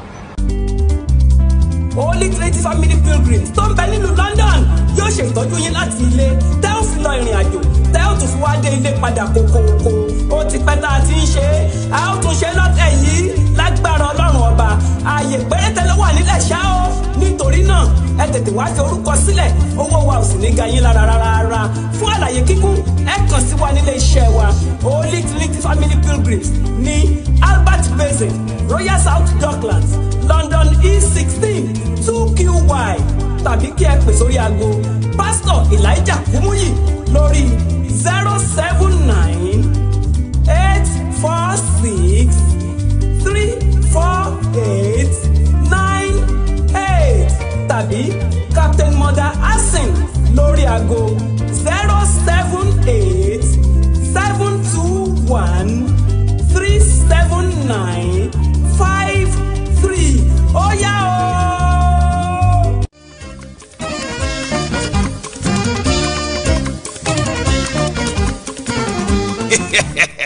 Àròkọ adáko afúrúgbìn fún odidi ọdún kan gbáko, àkókò ìkórè dé, akórè Ọlọ́run ọba fèrè sísẹ́ wa. Torí bẹ́ẹ̀ a ṣe ń pe gbogbo ènìyàn láti darapọ̀ wá bá wa yin ọba olú ìkórè fún third adult harvest thanksgiving service sí ìjọ Celestial Church of Christ, Faith of God Parish tó wà ní Welshonta Social Club #1 Onse Street, London South East 15 1HB. Ṣé ń pe gbogbo ènìyàn takọtabo ìlú lọ́mọdé àti lágbà, lẹ́gbẹ̀lẹ́gbẹ̀ àti lọ́gbẹ̀lọ́gbà, gbogbo ẹni tó ti jàǹfààní lábẹ́ ìfàbúrúyàn Prophet John ìmísí ọ̀run ẹ máa bọ̀ kájọ dáwọ́ ìdùnnú sí àjọ̀dún ìkórè àgbà ọdún kẹta ti ìjọ wa tó máa wáyé ní 25th November 2018 ọjọ́ karùndínlọ́gbọ̀n oṣù kọkànlá ọdún tí a wà yìí bẹ̀rẹ̀ ní aago 3 PM pẹ̀lú àkòrí àkòrí citizen of heaven Philippians chapter 3 verse 20. àwọn olórin ẹ̀mí àwọn akọrin ìjọ àwọn ìránṣẹ́ ọlọ́run àti lókolóko lẹ́ẹ̀kan ló máa wà nínú ilé lọ́jọ́ yẹn níbi tí prophet John ìmísí ọ̀run yóò ti máa jẹ́ olùgbàlejò. Come, let's celebrate the third adult harvest Thanksgiving service of Celestial Church of Christ, Spirit of God Parish, situated at 1 Shonta Social Club, number 1, Ocean Street, London South East 15, 1HB. Come, let's celebrate it together. The blessing of God awaits you all. Jesus is Lord.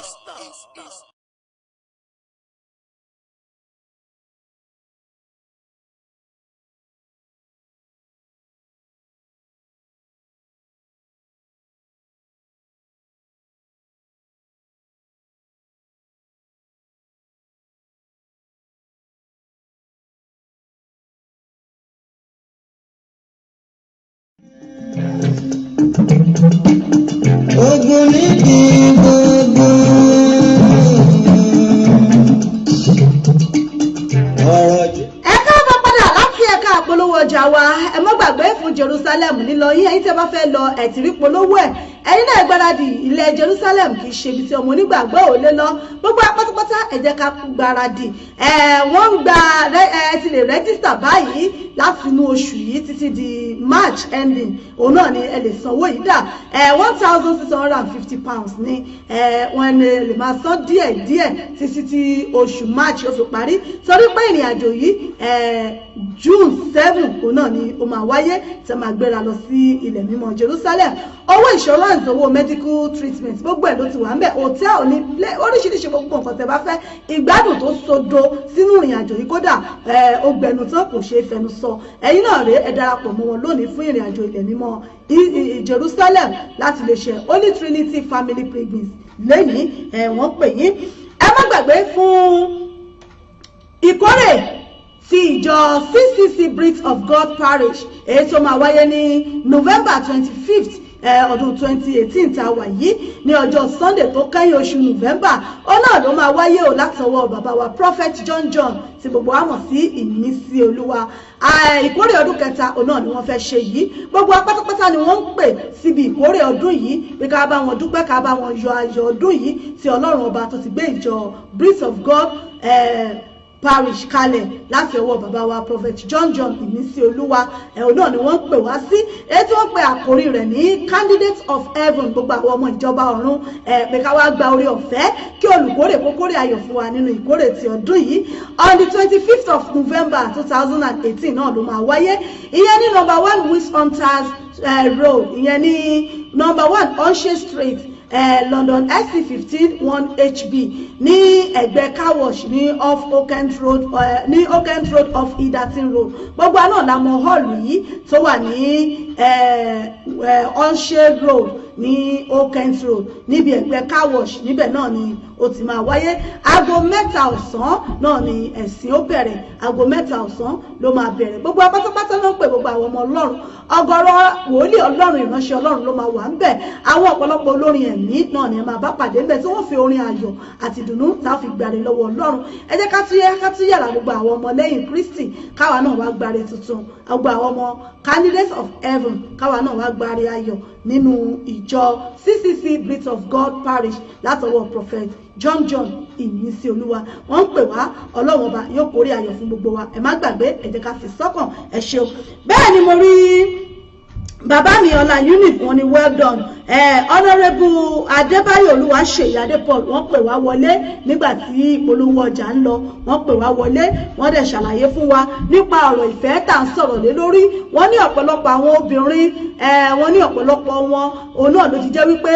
ìtọ́wọ́ owó tó náà fi gọ̀gọ̀ fà pé obìnrin tó ti torí owó tó fi fẹ́ ọkùnrin ipe ẹwọrú eléyìí nǹkan tó wò bá wá símọ́ ẹ̀dá kan kí ló kù tí ó dà torí pé owó ló wá tí ó wò bá wá símọ́ ṣe mọ̀ pé ìdùnnú ò ní sí nínú ilé náà mọ́ pé irú náà nǹkan kágbéyàn náà yẹ̀wò pé àmọ́ ọkùnrin tó ṣerú eléyìí náà rèé tó fi di pé ó ń pàyàwó ẹ̀ tó tún gbé sínú báàgì láti gbé lọ láì mọ̀ ibi tó ń rú gbà wọ́n ní irú eléyìí náà ká wò ó pé ó kù díẹ̀ káàtó. Ẹ ṣeun bàbá mi Honourable Adébáyọ̀ Olúwaṣèyí Adépọ̀l tí wọ́n pè wá wọlé nígbà tá à ń ṣèpolówó. Bàbá mi Elijah jàkúmú yẹn ṣe Apostle Friday ìròbò mórí yín bẹ̀ wọn ẹ̀ka àbọ̀ ẹ̀ka àsán ẹ̀kú weekend bàbá mi Samuel Adeleke mórí yín bẹ̀ TJ Awofẹ̀sọ mo kí yín o ẹ̀kú dédé àsìkò yìí bàbá mi Adepol wọ́n ní kindly please play Rẹ̀mílẹ́kún Amos album for me tó òun náà lélẹ̀ Rẹ̀mílẹ́kún Amos lélẹ̀ tó ń pè ní Kádàrá. Ogun níbi gbogbo ọ̀rọ̀ Jésù kò ní lọ láìṣẹ jẹ́gá máa gbàdúrà ọ̀fẹ́ fúnra. Ayé ti kálẹ̀ ó kálẹ̀ ayé ti kálẹ̀ ẹ̀ẹ́dọ́ wẹ̀ lára èdè ọ̀tọ̀ ọmọ mi mú kàmú ọ̀fẹ́ fúnra. Ẹgbẹ́ ọ̀sán wí ó ní ayé ti fẹ́lẹ́ ó ní ká kọ̀wé lára gí ọ̀pọ̀tọ́ ká lè mọ̀ wípé ayé ti fẹ́lẹ́ ilé ayé tá wà yìí ayé tí kálukú kan rárá ń gbé náà ni ó ti dẹ̀lẹ́gẹ́ ayé ti fẹ́lẹ́ ìyá mi rẹ nìkẹ́ àyíkẹ́ abẹ̀rù àgbà aya bàbá mi mo kí yín o ẹ̀kú wíkẹ̀ndì ń bẹ̀ wọn. Bí Jésù Olúwa ti sọ ìṣẹ̀lẹ̀ tí kò ṣẹlẹ̀ á máa ṣẹ láyé. Gẹ́gẹ́ bí ọ̀rọ̀ tí Jésù ti sọ pé ṣẹlẹ̀ tí ò ṣẹlẹ̀ rí yọmọ ṣẹlẹ̀ níkẹyìn ayé òun náà lè ń rí. Kádùn máa fúnra. Ayé ti fẹ́lẹ́ ó dáná ayé ti fẹ́lẹ́ ẹ̀ẹ́dọ́ mi lára ìdí ọ̀tọ̀ ọmọ mi mú kàmú ọ̀fẹ́ fúnra.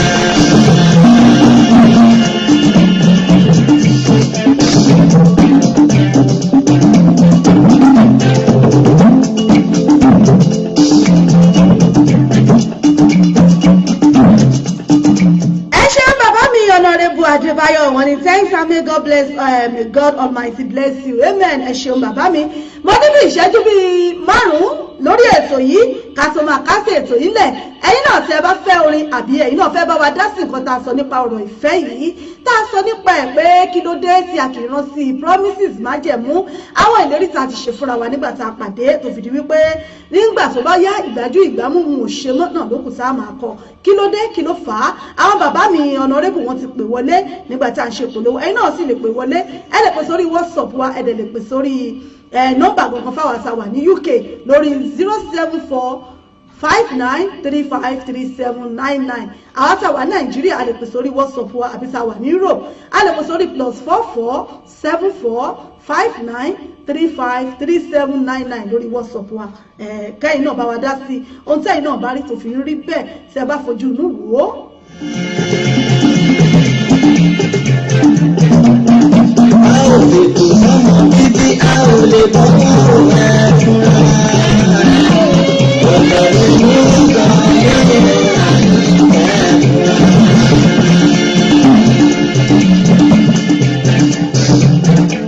Tọkọtaya kì í gbé dàgbà máa kí wọ́n tó yàgbá.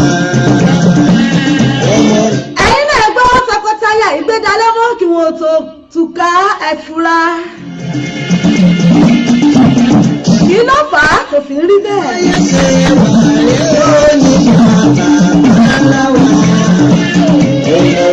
Ṣé bí ayé ṣe rí rẹ̀ nígbà ayé àwọn bàbá ńlá wa ẹ̀jẹ̀ a máa fura? Olórí Muinat ẹ̀mọ̀kìyín Naibi General ẹ̀mọ̀kìyín ẹ̀ka àbọ̀ sórí ètò.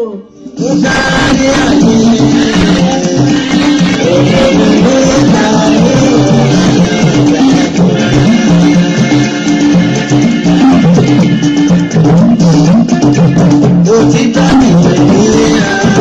ìyẹn wá ìjọba.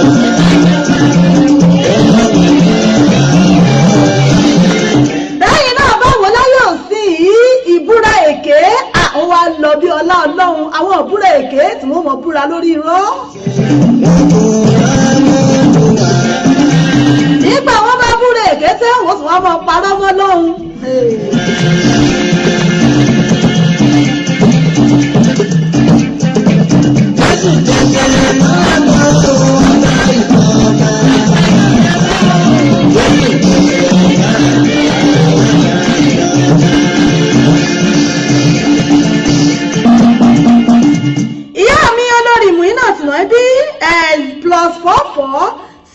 4459353799 ó ń bẹ lójú òpó tẹ́ fi ń wò mí ó wà ń bẹ àti táàgì ẹ̀ síbẹ̀ +447459353799 ó lẹ́ lè pè sí lórí WhatsApp àti táàgì ẹ̀ ó wà ń bẹ. Ojú ọ̀nà ẹ̀ tó jẹ́ ṣẹ́kù.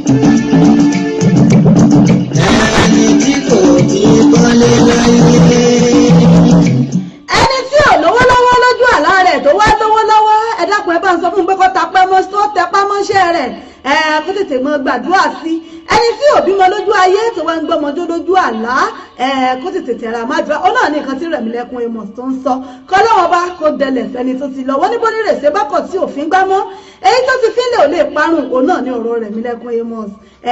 ọmọ bàbá nílàjẹ kódà bàbá bẹ́ẹ̀ bá ń gbọ́ orin wọn ẹ máa rí pé àwọn ọ̀rọ̀ tó ní kìmí àwọn ọ̀rọ̀ tó fa kíkí níbẹ̀ nínú àwọn orin wọn bẹ́yìn ò bá níṣẹ́ lọ́dọ̀ wá wà lójú àlá torí pé òun ṣiṣẹ́ bí akúra òfin kọ́lé ẹ̀dàkùn ẹni ó gbàdúrà sí kọ́ tẹra má dúrà ẹ̀ dáadáa. ètò yìí á lọ síbi kùnkùndún náà ń lọ síbi tá a ti fẹnu ẹ̀ kọ́lé sọ́lẹ̀ kì bí ìgbà tọ́kọ̀ bá fẹnu sọ́lẹ̀ sébùté lórí ètò lónìí.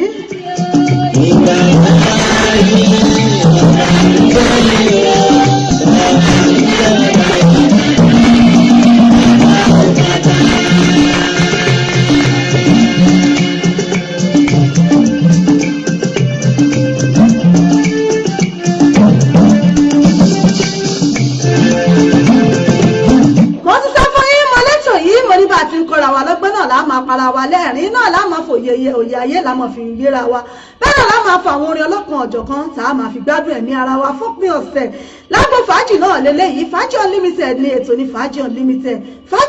ètò ní ètò bàbá ètò tí ń lọ wájú sáwọn yòókù wọ gẹ́gẹ́ tẹ̀lé lẹ́yìn àwọn náà kọ́ ọlọ́wọ́n ọba náà ló ní orí bẹ́ẹ̀ torí pé mímọ̀ ṣe lọ́wọ́ Ọlọ́run àìmọ̀ ṣe kì í ṣe tẹlódùmarè ọba mi lórí ètò yìí mo ti sọ fún yín pé hypertension ò sí high blood pressure ò sí lórí ètò yìí ọmọ dùn mọ́ yín náà ni mo sọ fún yín mo ní entertainment program ni ẹgbẹ́nu sí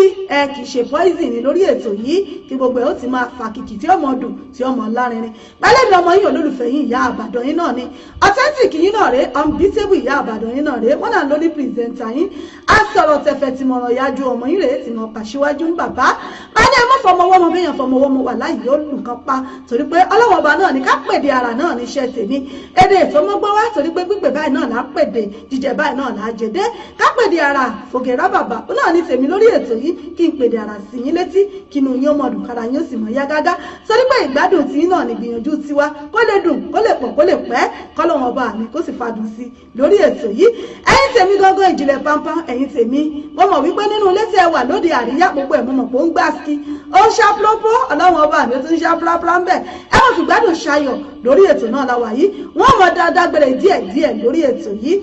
fún tòní lágbára ṣe Èdùmàrè torí pé òde àríyá ń bẹ lóde lónìí ẹ sì mọ̀ pé ìyá àbàdàn á lọ ṣe MC á lọ ṣe alága gbogbo ẹ̀ náà lá lọ gbóhùn sókè ọlọ́wọ́n ọba náà ni lóní orí bẹ́ẹ̀ ní mọ̀ dágbére díẹ̀ lórí ètò fún tòní.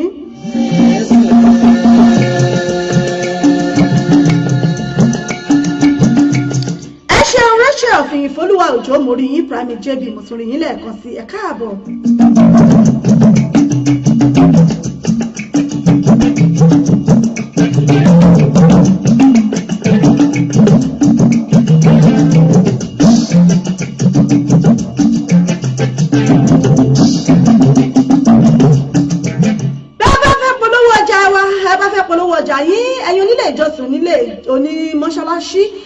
ṣèkéde àjọ̀dún lẹ́yìn fẹ́ ṣe fẹ́ ṣèkórè ni gbogbo nǹkan tí a bá fẹ́ ṣe lọ́dọ̀ yín tẹ́ fẹ́ ká bá yín polówó ẹ̀ nílé iṣẹ́ wa ẹ kàn sí wa lórí studio number wa tàbí lórí nọ́mbà tèmi gangan 07424 728743 ní nọ́mbà mi tẹ́ lè pè sí lẹ́yìn ètò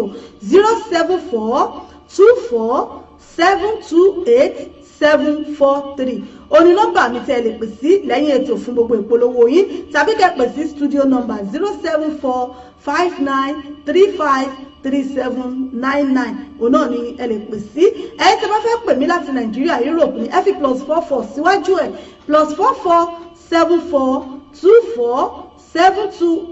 +447424728743 oní nọ́mbà mi tẹ́ lè pè sí lẹ́yìn ètò ẹ lè pè mí sórí WhatsApp náà fún gbogbo ìpolówó ọjà yín àbí kéde tẹ́ ẹ bá fẹ́ ṣe gbogbo ẹ̀yin alájẹ bàbá lọ́jà yín nílé iṣẹ́ ńláńlá onílé iṣẹ́ kéékèèké tẹ́fẹ́ polówó ọjà yín tẹ́fẹ́ káwọn èèyàn gbọ́n pa ẹ̀ inú lílẹ̀ yín wà tẹ́tí ń ṣòwò yín nìkẹ́fẹ́ káwọn èèyàn mọ̀ tẹ́ ń tà àti tẹ́ ń gbé ṣe ẹ kàn sí wa lónìí nílé iṣẹ́ wa ìbílẹ̀ rédíò káfí tiwa káfí gbé tiyín lárugẹ ẹ̀yin náà bá wa dòwò pọ̀ lónìí ẹ sì rí pé rere náà ni Ọlọ́run ọba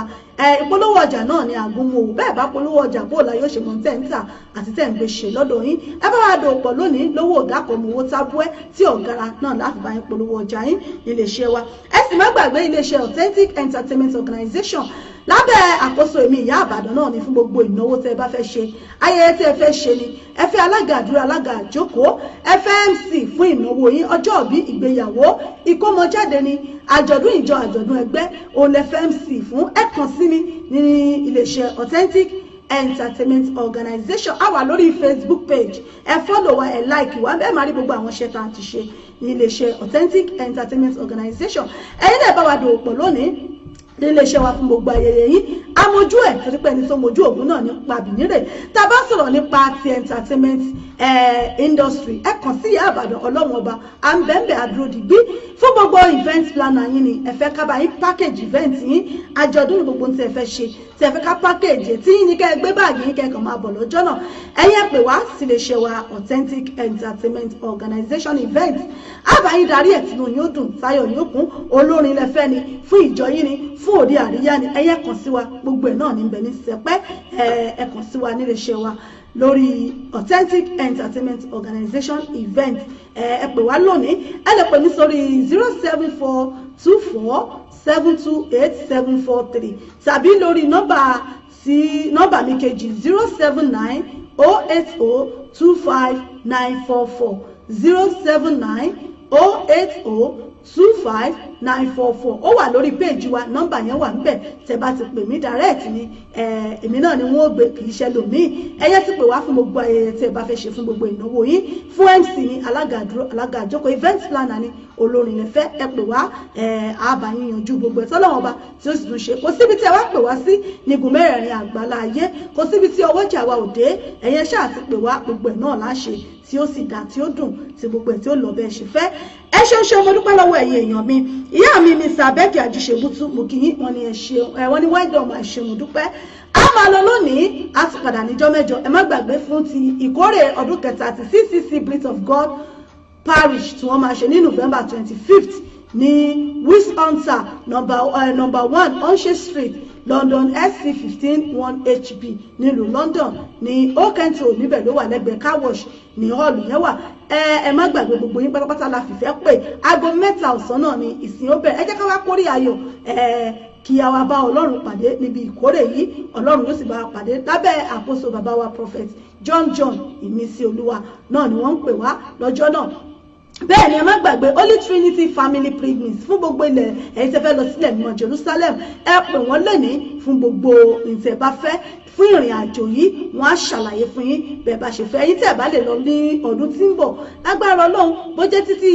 ẹ̀yin tẹ́ bá lè lọ ní June ẹ lè lọ títí September tí wọ́n bá tún ṣe mí ìrìn àjò yìí kò sígbà tí yẹn ò lè lọ síbẹ̀ ẹ̀yin bá ti pè wọ́n á sọ gbogbo ẹ̀ fún yín iléeṣẹ́ Holy Trinity Premix fún gbogbo ìrìn àjò sílẹ̀ mímọ́ Jerusalem ẹ ṣeun ṣe mo dúpẹ́ oníyanṣẹ́ ọlọ́bẹ̀ ṣe gbogbo ẹ̀yin tẹ́ bá mi jẹ́ ṣeun ẹ̀kú àìbínú ojú òní tì yín ò torí pé ojú kìí ti ọlọ́wọ́n ọba ojú kìí sì ti náà lẹ́ ojú òní tì yín àwa náà láàmà wá yìí náà láàmà bá ojú tẹ fi ń wò mí ò ní fọ́ bẹ́ẹ̀ létí tẹ fi ń gbọ́ mi ò ní di kò ní dètè náwó sí lágbára ọlọ́run àtàjèrè báyìí náà láàmà ta àrìtàjẹ ṣe àràjẹ jẹun àràjẹ lò lágbára ṣe Èdùmàrè àní balaye fọwọ́ tì í lágbára ọlọ́run àní rí gbé sọnù bí òṣèlú ọmọ àwa náà láàmà wá ẹ̀yin náà láàmà bá èmi ń lọ báyìí mo tún lọ lónìí nù torí pé ọ̀bẹ ní ibẹ̀ṣọ àtẹ́lẹsẹ̀ báyìí náà ní bẹ́ẹ̀ náà wọ́n sún mọ́ lọ lónìí wọ́n tún padà níjọ́ mẹ́jọ pẹ̀lú ògùn ọlọ́run ọba pẹ̀lú àtìlẹ́yìn Elédùmarè ń tún padà wá sórí ètò yìí ẹ má gbàgbé lọ́jọ́ Monday ẹ pàdé mi láago 7 alẹ́ lórí ètò yìí ètò wa ìdílé aláyọ̀ pẹ̀lú àṣà àti ìṣẹ̀lẹ̀ Yorùbá ní ọjọ́ Monday láago 7 alẹ́ 7 p.m. ẹ pàdé mi ibi tí àtijọ́ mọ́ ní ọ̀nà náà rọ̀ tá a mọ̀ fa kò mú òkun ẹ̀yọ́ a máa lọ lónìí a ti padà níjọ́ mẹ́jọ pẹ̀lú ògùn ọlọ́run ọba ìyá àbàdàn yín náà rèé ìyá àbàdàn yín authentic ọbí tébù ìyá àbàdàn yín náà rèé wọ́n là lórí pírẹsẹ̀ntà yìí á sọ̀rọ̀ tẹ̀fẹ̀ tí mọ̀ràn ọ̀yájú ọmọ yìí rèé ti pàṣíwájú bàbá ajímọ̀sọ̀rọ̀ ẹ̀jọ̀ wà fún gbogbo UK àjọkí àdé èlèmí jẹ́ èmi lọ́mọ àgàn bèlè ọmọ àgàn òbí dúdú ẹ̀gùn létí ẹ̀yìn ọ̀bọ kàrẹ́ ìyan funfun ọkà abara mi ní jọjọ mi lọ́mọ sápà lè kùsọ̀ mẹ́rin kò yáyọ ọmọ ẹkùn tó fi torítorí ọmọ ẹkùn tó fi tìrùtìrù ọmọ ẹkùn tó fi gbogbo àti gbogbo ara lókè Ìbàdàn níbi Olúyọ̀lé nílùú ìyá ilé bàbá sobi lọ́mọ kí n tó lọ lórí ètò ẹ jẹ́ kí n sáré gbọ́ ìyá mi tó pè wọlé yìí ẹ ló ẹ sáré bá ń gbóhùn sókè ní ìṣẹ́jú kan kí n tó máa lọ. ẹ mà kú dédé àsìkò yìí ìyá mi ṣe dáadáa ní àlàáfíà àkọ́bí gbogbo lé ń kọ́ ẹ ṣeun ṣeun ìyá mi ẹ sáré bá a sọ ní ìṣẹ́jú kan tẹ́ ẹ bá fẹ́ bá a sọ kí n tó di pé mo random ètò mo rí pé ẹ ti ń gbìyànjú tẹ́lẹ̀ náà ni ìyẹ kí n sáré gbé ẹ lẹ́yà mi ẹ sáré bá mi sọ sí ní ìṣẹ́jú kan.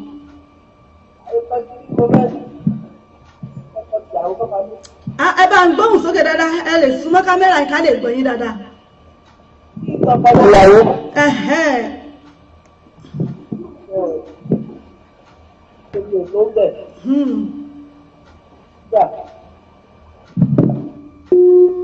Ó ti kọ́ ọ̀tí tó ìyá mi wọ́n gbìyànjú láti pè àmọ́ a máa lọ báyìí ẹ dákun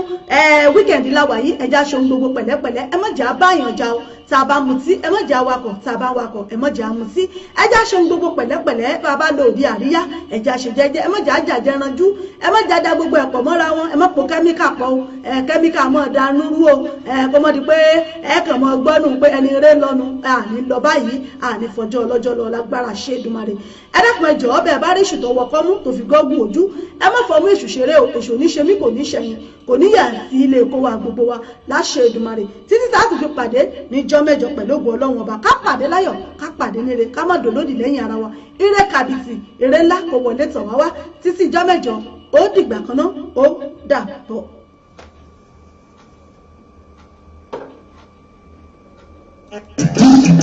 ilé ayé tí a wà yóò kọ́ka àfi dágbà kàdàkà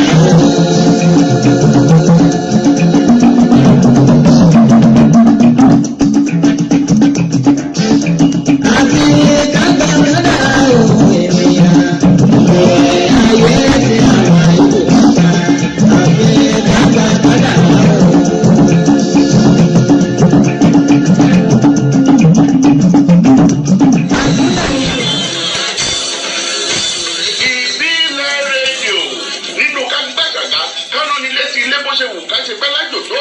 ìròyìn àkọ́tún mílíkì ayé fọ́hùn àti ìgbàlódé kánú ni létí àṣà àti ìṣẹ̀lẹ̀ kárùn jíire débi òǹkà níbi ọ̀rọ̀ kàbìtì tó wúwo tí kò ṣe bọ̀ bẹ́ẹ̀ bu àyàfi àlàyé ọ̀rọ̀ tó mọ́yán lórí kò sẹ́lẹ́gbẹ́ ìbílẹ̀ rédíò tiwantiwa ọmọ ẹni oníṣẹ́ yìí bẹ̀bẹ̀rẹ̀ kábìlẹ̀kẹ̀ sí ọmọ ẹlòmíì gbogbo ẹ̀yin ọmọ káàrọ̀ jíire tó fẹ́ kájẹ́ búgbà rẹ̀ jẹ máa bọ̀ tààrà níbi ilé rédíò tiwantiwa fún ìpolówó ọjà àti ìgbẹ́sìgà owó ìdákọ̀mù lọ́sàn-án láti jẹ́ kí ọjà rẹ̀ di ìlú mọ̀ kákárí ayé ìyá Ìbàdàn ẹ̀lẹ́ńbẹ̀ wọn ẹ máa kú iṣẹ́ ọpọlọ àti ìfaradà fún ọmọ Oòduà Elédùà yóò túbọ̀ tí ọ lẹ́yìn délẹ̀ lérí náà tó bá fẹ́ jẹ àǹfààní yìí kàn sí 07424728743 07424728743 tàbí studio number 07459353799 07459353799 níbi ká fọ̀rọ̀ wọ́rọ̀ lórí àtọ̀rọ̀ gbèsè yìí ní ìbílẹ̀ rédíò tiwantiwa táwọn yọ jọ̀ọ́.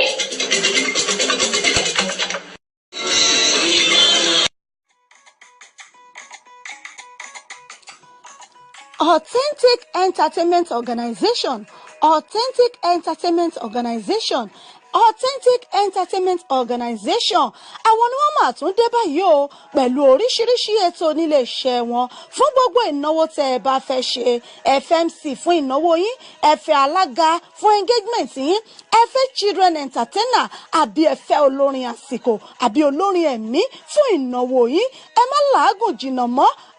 Authentic Entertainment Organization wọ́n tún ti gbèdé fún gbogbo ìnáwó yín. Ìrọ̀rùn ló bá dé fún gbogbo ayẹyẹ yín. Event planner lẹ́fẹ́ ni fún gbogbo ayẹyẹ yín. Ẹ̀yin tí ẹ̀ tí mí kan abẹ́ tí ẹ̀ tí wò pé bó lẹ ṣe fẹ́ ṣènáwó yín. Ẹ má mí kan mọ́, ẹ má fòyà, ẹ má bẹ̀rù. Authentic Entertainment Organization wọ́n ti wà nílùú London báyìí tí wọ́n fi kalẹ̀ sí fún gbogbo ayẹyẹ yín tí ẹ bá fẹ́ ṣe fún gbogbo ìnáwó yín. Ẹ má làágùn jìnnà, wọ́n ń bẹ ní kalẹ̀ fún yín. Wọ́n bá yín tó gbogbo ayẹyẹ yín, wọ́n bá yín mú MC, alága ni, olórin ni, children entertainer ni, gbogbo ẹ̀ pátápátá ní bẹ̀ lọ́dọ̀ wọn nílé iṣẹ́ wọn. Authentic Entertainment Organization ìlú London náà ni wọ́n fìkàlẹ̀ sí fún gbogbo ibikíbi tí ẹ bá ti fẹ́ ṣayẹyẹ yín. Ẹ̀yin ẹ pè wọ́n lónìí, kò síbi tí ọwọ́jà wọn ò dé. Ẹ pè wọ́n sórí ẹ̀rọ ìbánisọ̀rọ̀ wọn 079 080 25944 079 080 25944 tàbí 07424 728 743 07424 728 743 ní àwọn ẹ̀rọ ìbánisọ̀rọ̀ wọn tẹ́ ẹ lè pè wọ́n sí tàbí kẹ́ ẹ lọ sí ímeèlì wọn lolly07@yahoo.co.uk. wọ́n ń bẹ lórí Twitter, wọ́n ń bẹ lórí Facebook. Bẹ́ẹ̀ ni kò sí, ẹ pè wọ́n lónìí gbogbo ibikíbi tẹ́ bá ti fẹ́ ṣayẹyẹ yín. Ìrọ̀rùn ló bá dé, ẹ kàn sí wọn lónìí. Authentic Entertainment Organization ìrọ̀rùn ló bá dé. Ẹ̀yin náà bá wọn dòwò pọ̀ lónìí kẹ́sì rí pé rere lolúwa.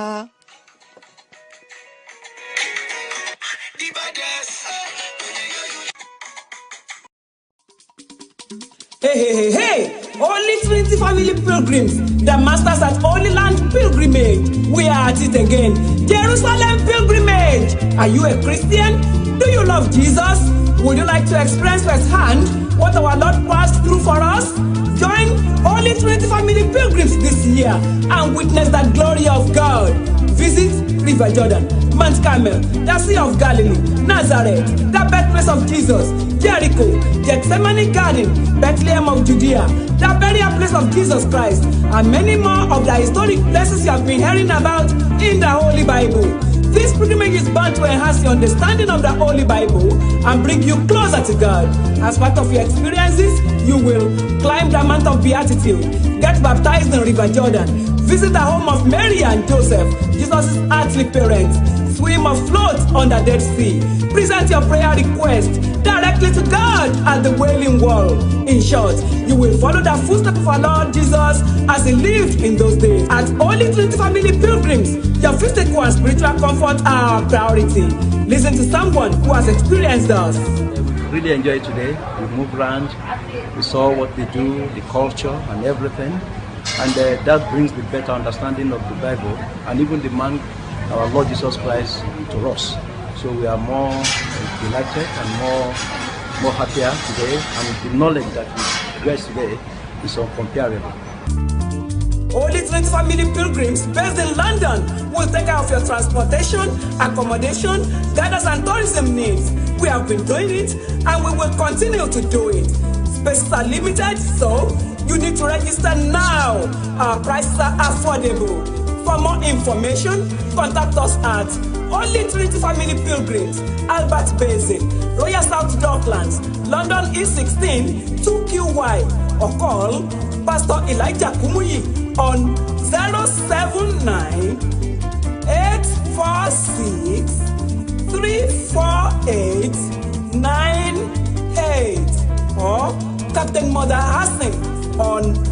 078 721 37953. Our spiritual journey awaits you.